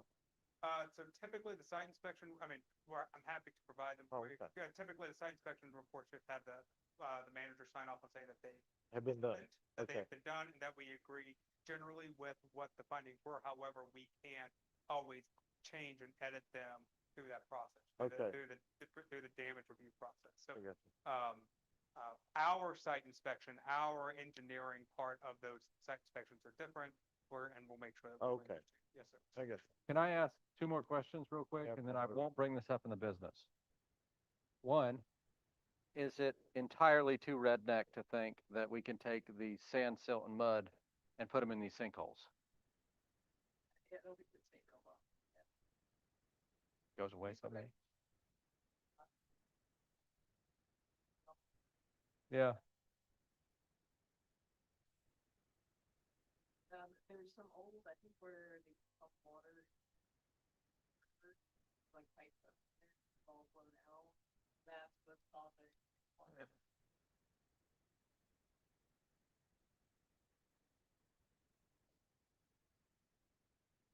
Essentially riverbank restoration project through there. He's gonna have. So Dad said when he was a kid and they farmed gladiolus and stuff through here, there was a lot of water and stuff through here. So they would cut poplar poles They flood it, yeah. and they would bury the poles in the ground and then push dirt over it with drag pans so the water would get down along the log and run out. He said, so a lot of that stuff you're seeing is probably the log just rotted away over time because it was, just saying. He said that, yeah, that's what they had. They couldn't afford culverts, so they just buried logs. Also to drain these fields, they put in clay drains down through there. So if you're coming up with clay pipe, it's probably drains from the field. Yeah. So one of the things that I want to also mention to the council is that we're very much keeping an eye out on all other grant opportunities that come. Some of those grant opportunities require FEMA denial in order to do so. If we're, for instance, North Carolina programs that say, hey, if you've been denied by FEMA, you may, that's an eligibility opportunity for those other programs. So we're continuing to monitor those and the timeline. As they come forward, we're going to be bringing those for you as well to make sure we're bringing forward what we can to meet those. Restoration, other types of opportunities. Yeah, I'll echo that. I'm on the Mills River Partnership with Maria Weiss, and they're starting to come, and the very first caveat is, have you been denied by everything else? So there might be a chance. Yeah. My other quick question. We just did a 50-mile-per-hour flyover of, hey, let's go clean up the bottom. How are we going to keep the river access safe while, some of the no bush hogging kept us from, kept people from over there.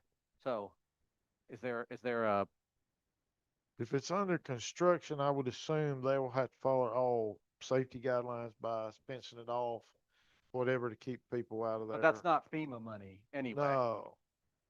No, it'll Or- be in the contract price that they would, yeah. Yeah, just, well, no, I'm saying like, if we go down there and start and then it's more accessible, but we don't want to keep anybody, we want to keep them out.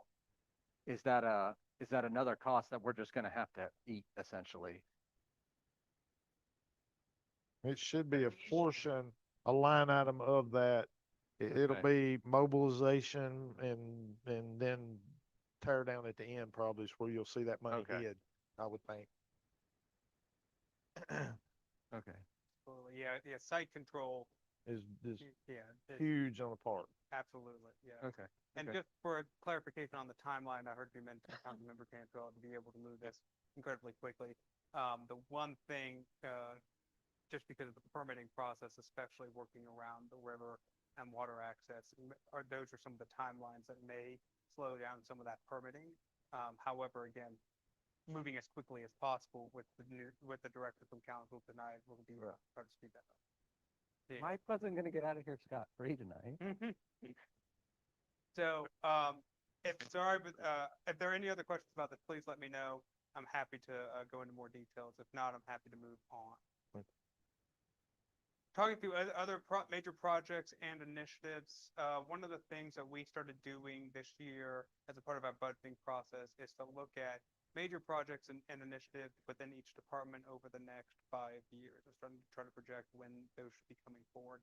And so these are the ones that we've identified as, again, they either came up during the council conversation, or council budgeting conversation, or we marked them as big enough to be able to also bring forward for council consideration. Some things are just internal projects and initiatives, but we want to make sure that, again, for transparency purposes, we bring these forward.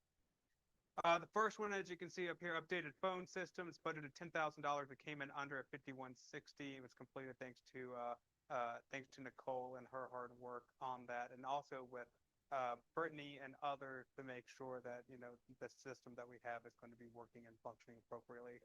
And hopefully you all have had an opportunity to see that. Evaluating and implementing new payroll system. We've budgeted $10,000. I'll let you know we're currently slated for reviewing that in Q2. With the potential implementation by the end of Q4, again, we're trying to work through that and just prioritizing that with others. Right now, current workload is appropriate where we're not feeling that extra burden. However, as more projects and initiatives come up, we're going to make sure that we don't lose sight of that.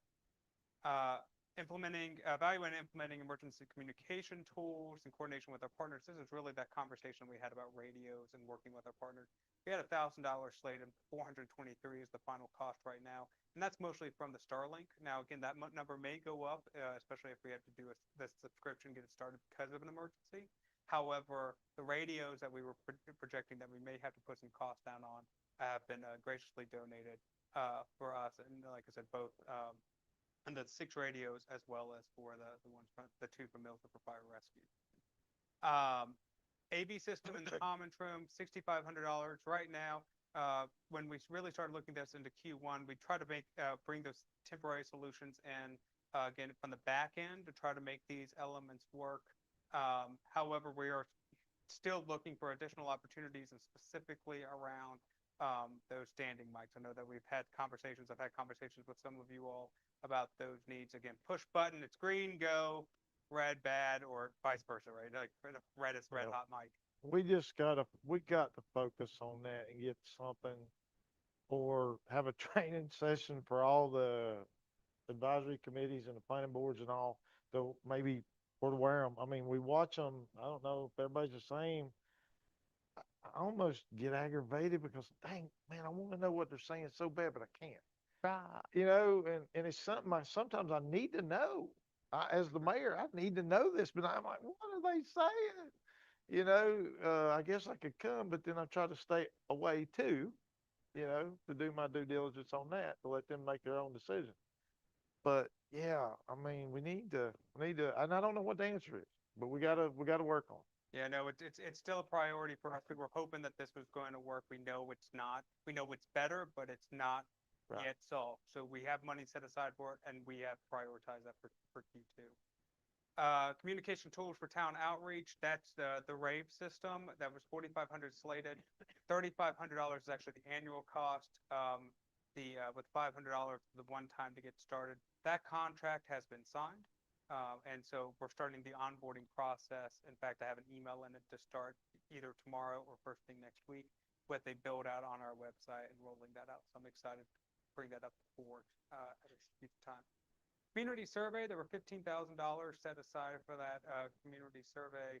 I've started that review process of the RFP. Again, this is in conjunction with the strategic planning process, helping us to actually understand truly what the community sentiment is around both the strategic planning effort as well as our service delivery. I suspect that will be ready for Q2, early Q3. Really, as a reminder, although the RFP is relatively clear cut, the actual questions, how we form them, what are we asking, the timelines, et cetera, it's going to have heavy staff and heavy council involvement, because ultimately it is a community survey to serve council, and we want to make sure that that you all have all the buy-in, that you all feel comfortable with it. It's not a staff survey, it is a council survey. So I just want to put that on your radar, that we will be looking at that probably going into the beginning of next calendar year.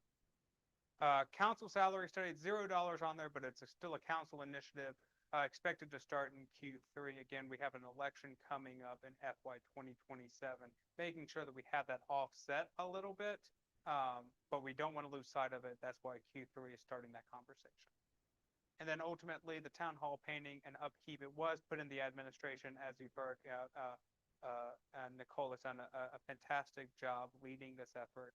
That it was secured, budget of 120, got it for under $82,000, and we're in the middle of it now. Does that color come all the way through the building, or does it change? Oh, good, awesome.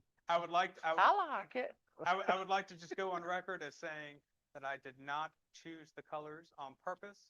I sat back. It was a community What decision. colors are they? Carolina blue. So,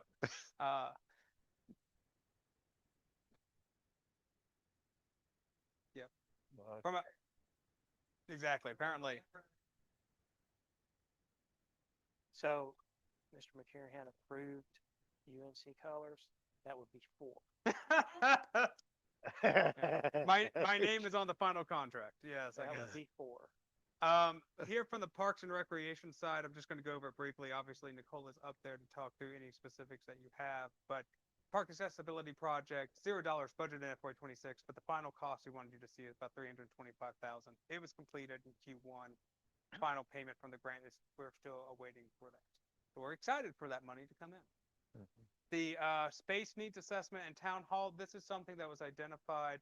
Still real updates for Q1, but looking at Q3. So again, nothing much going to happen in Q2, but really just trying to talk about it as part of the expansion project for the park. Hooper Lane paving, this is something that comes up from time to time. We just want to keep it on our radar.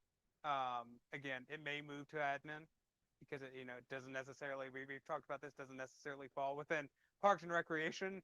However, we just want to make sure what that priority looks like. And then ultimately the end, creating a scholarship opportunity for programming. We've heard that as a need from the community. And we're looking at that as a part of the budget discussion in Q3 for kicking off preliminary conversations in Q2. Any questions for Parks and Rec? Last but certainly not least, the 3 items slated for discussion are just planning and zoning of the land preservation program. 0 money scheduled for FY 26. Right now, the final cost is still $0. It's not applicable because right now we don't have anything going forward. It was launched in September in Q1. Very excited about that. And the next meeting is going to be in December as well. So there's been iterative steps, as you all know, through that, and we hope to have good news moving forward. UDO and land use code, we're currently at $156,000 that's budgeted. We're still working through that. We're still on budget. We just don't know what that final cost is yet, again, as we work through it. As you can see here, it's moved to task 4, which is that initial UDO draft process, and that the time that we've had, because of the downzoning delays, we're working on completing that. As a reminder, December, I believe it's December the 9th through the 11th. They will be here. And so that'll be the next step. However, as a reminder for people who are still listening at home, because they're really enjoying the strategic planning update. This Saturday is another opportunity from 8 to 12 at the farm market. Then last, certainly not least, is town traffic schedule update and build up. We've had this conversation as a part of the business meeting earlier in Q1. We started that project, and then the NCDOT has said that they will be conducting that speed limit study this fall. Once we get those results, we'll bring that to council as well. Promise I'm almost done. I believe this may be the last slide here. Is that there are additional CIP projects, right? They fall within within different departments, but we have them separated out for this discussion. The basketball court resurfacing budgeted for $35,000. Really, we were trying to look at this at the same time as the tennis court repairs, right? And so, because of the weather in Mills River, we're really slated for Q4, and so we're still monitoring it. We haven't forgotten. We're planning on moving forward with that. The redoing of the epoxy floors and the hickory shelter is slated for Q3 bidding and completion again, based off of timeline, etc. This one, has it got traction control on top of it? The two items here, and I wanted just to bring this forward, the park expansion project and the park maintenance facility and upfit, both of $150,000. As a reminder, during the budget discussion, we talked through what the actual cost of those initial phases should be, between $35,000 and $50,000. We have more funds there in case we're able to move forward faster. One of the things that we did, and again through council discussions, is saying instead of doing these as one-off projects, especially for these, it's an opportunity. The town is getting into a time where we need a lot of more engineering assistance, even on just day-to-day type work. And so moving forward, we went the RFQ route, the request for qualifications route, to pre-qualify engineering firms. And so as a step, which is the next item that's before you, essentially is one of those steps to say, those engineering firms, based off of their expertise, are able to come forward and assist us with starting those two projects. So that's what you'll see in the next item. That's the rationale for that, but it's that and then plus so much more, because then we can use them for stormwater reviews and other things based off of their expertise. So a lot of work in Q1, not specifically for these projects, but to help get these projects off the ground. Gotcha. As I mentioned, public safety, if I can, I'll schedule it for November 11th. They were sorry that they couldn't be here. However, I do have a note from Chief Burnett, if I can read this to you. He said, good night. yeah. Now, we've had a lot of questions. Yeah, we've had a lot of questions about the mulch fire. We want to make sure people are aware of it. He said the depth of the seed of the mulch fire is unable to be determined currently, so an accurate estimate for how long it's going to continue burning is unknown. The smoke and volume of the fire has diminished to less than 10% of the original fire 20 days ago, which is a strong indication that they are getting close to the fuel being consumed to a point that the impacts to the community are less than a week away. So that's the hope. They anticipate that the impacts will continue to diminish and have no reason to believe that it will increase. There's no risk of spread outside of the pile. They continue to monitor site multiple times a day. The owners continue to have a 24/7 presence on the site during this. No unburned material has been added to the pile. There's been some questions about, has things been added to it? And the answer is no. And it has been contained. It's just taking time. And we know the community is very much mindful of it. And concerned about it, so we want to make sure we get that. Could you do me a favor and have him reach out to Mr. Lapsley, the chair of Henderson County, tomorrow, if possible? He had some ideas on an engineering side that he wanted to run in front of the chief, and absolutely just have him call it. Yes, sir. We'll make that is the epoxy peeling? When that goes out to bid, get a hold of me. I can't do it, because I'm a mayor, but I am certified in that, and there's some steps that's got to be done to make it last this next time. Okay. Yeah, but it should still fall under that 6,000. It just needs to be done right this time. Okay. Any other questions from council on these items? It's 10:30. Yes, ma'am. How long is this other thing gonna take? Too long, is it?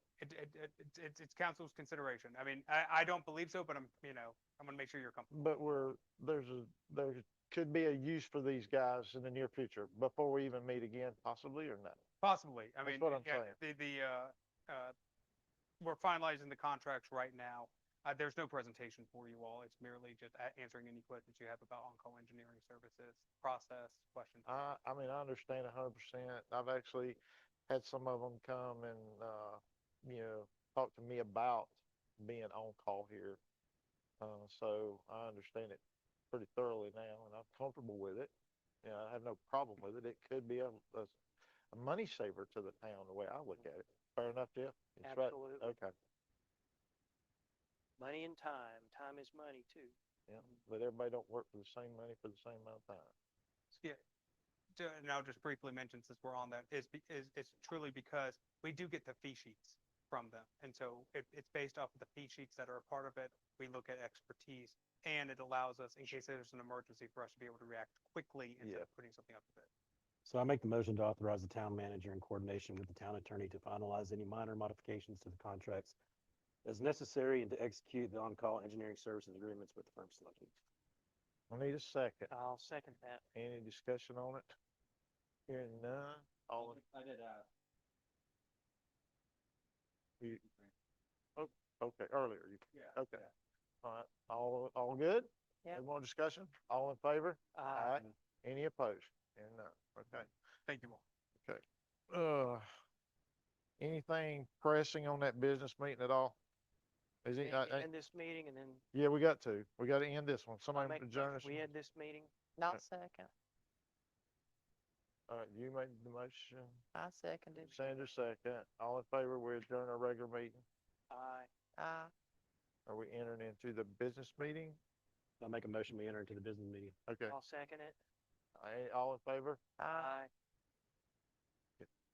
I do know that, Councilman Campbell, came up there. That's right. I'll make a motion, anyone who has business, wake me up in the morning, so I can. The only thing I want to say, did you get answers on the town hall style meeting? The town hall style meetings, did we get any direction?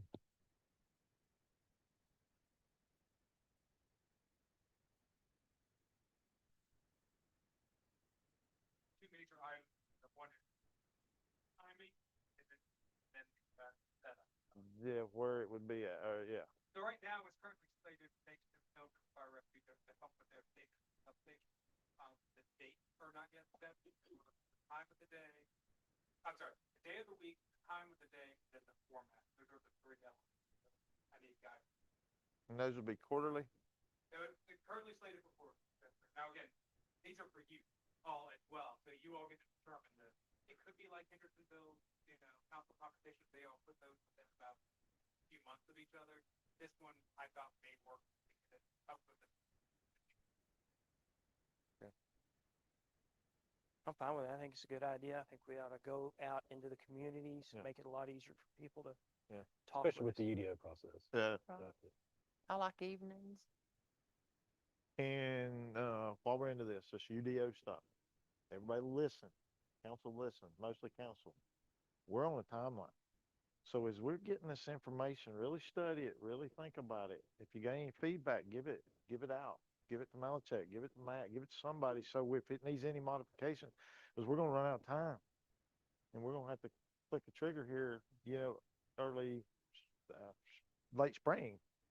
But when's that, the date? Right, so, May, yeah, that'll be here before you know it. And we get one shot That's right, for the so rest of the life of Mills River. possibly so. Yes. If this down zoning doesn't change, what we put in here is gonna be gospel for a while. So think about every bit of it as you see it. I apologize for going back. I just want to make sure I'm crystal clear. Evening, I heard a person requesting evening. I've talked about it a little bit during the day. Is there a day of the week? We're looking for the Wednesday at 5 p.m. at a location, anything that matters. Not Wednesday night's church. Perfect. I just threw that out there as an example. In fact, you're welcome to come with us. I'm the meanest Perfect. one there. I think if you do something that's to do different times, if we're having 4 of them, maybe have I'm one on a looking at Saturday or one like in the evening and then one during the day, just so different people have different opportunities. If somebody works at night, you can come in and day. We all can't come anyway. Well, we can. if they We advertise. can if they Yeah, we advertise it advertise, oh, yeah. Now. So if I, so if I may, what I'll do, I'll throw out an email to you all with, recommended dates and times. If I can get that turned around, we can go ahead and schedule that. The only other remaining question is if it's, council conversations in Hendersonville, for instance, are designed where the a council member is there with staff talking through issues and concerns. Does, obviously a quorum of council can be here at these meetings. However, your role is different at that point. Is it staff driven and the meeting where you all are listening to concerns that we are then gathering and potentially have conversations and answer? Or is there some other where we just say, hey, we need two, and two at any time, and then you can actually have more discussion back and forth with the Yeah, community? the format would be much like us visiting with the planning board. We kind of stay off the side unless we're called upon to recall something that happened in the past or whatever. Yeah, we're just, yeah. I saw two head nods there. If I could get a majority of No, council. you're talking about for the, like, two or, Right now, what I heard is all five could go. We would say that it was an opportunity, or that a potential quorum exists. Staff would drive it, and yet if there are questions or concerns that came up, the individual council members may be able to answer questions. Yeah. That would be one way. Again, it can get washy really Yeah. quick. The We're not safe- there to politic. Yeah, the safer safe. way is or to- set any laws Right. or ordinances or Right. anything. We're just Right. informational at all. Right. Understood. We might not want all five of us. I think it's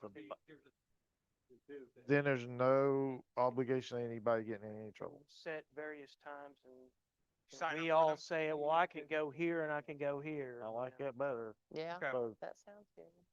So staff driven, two max at each. What we would do then is that staff would then take those questions and I'd send them out to all councils. So if you're not there, you would still be able to get those questions, be able to respond And to them. we'll video it. And then I'll put out an email with dates, potential times, and then just sign up. Does that work? yeah. No. So again, it wouldn't be an official meeting. It would be us just being able to meet them. Town hall Like format. a UDO meeting. Yeah, it would be truly a public forum. So People it's could not voice. gonna be video. Wouldn't be videoed, yeah. They don't have that capability in those locations.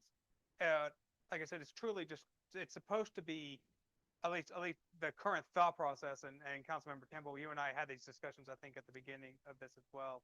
So help me, I don't want to tell you wrong, and I know it's getting late. I think it's just to get out and be with the community. I mean, I think it's important for them to come in.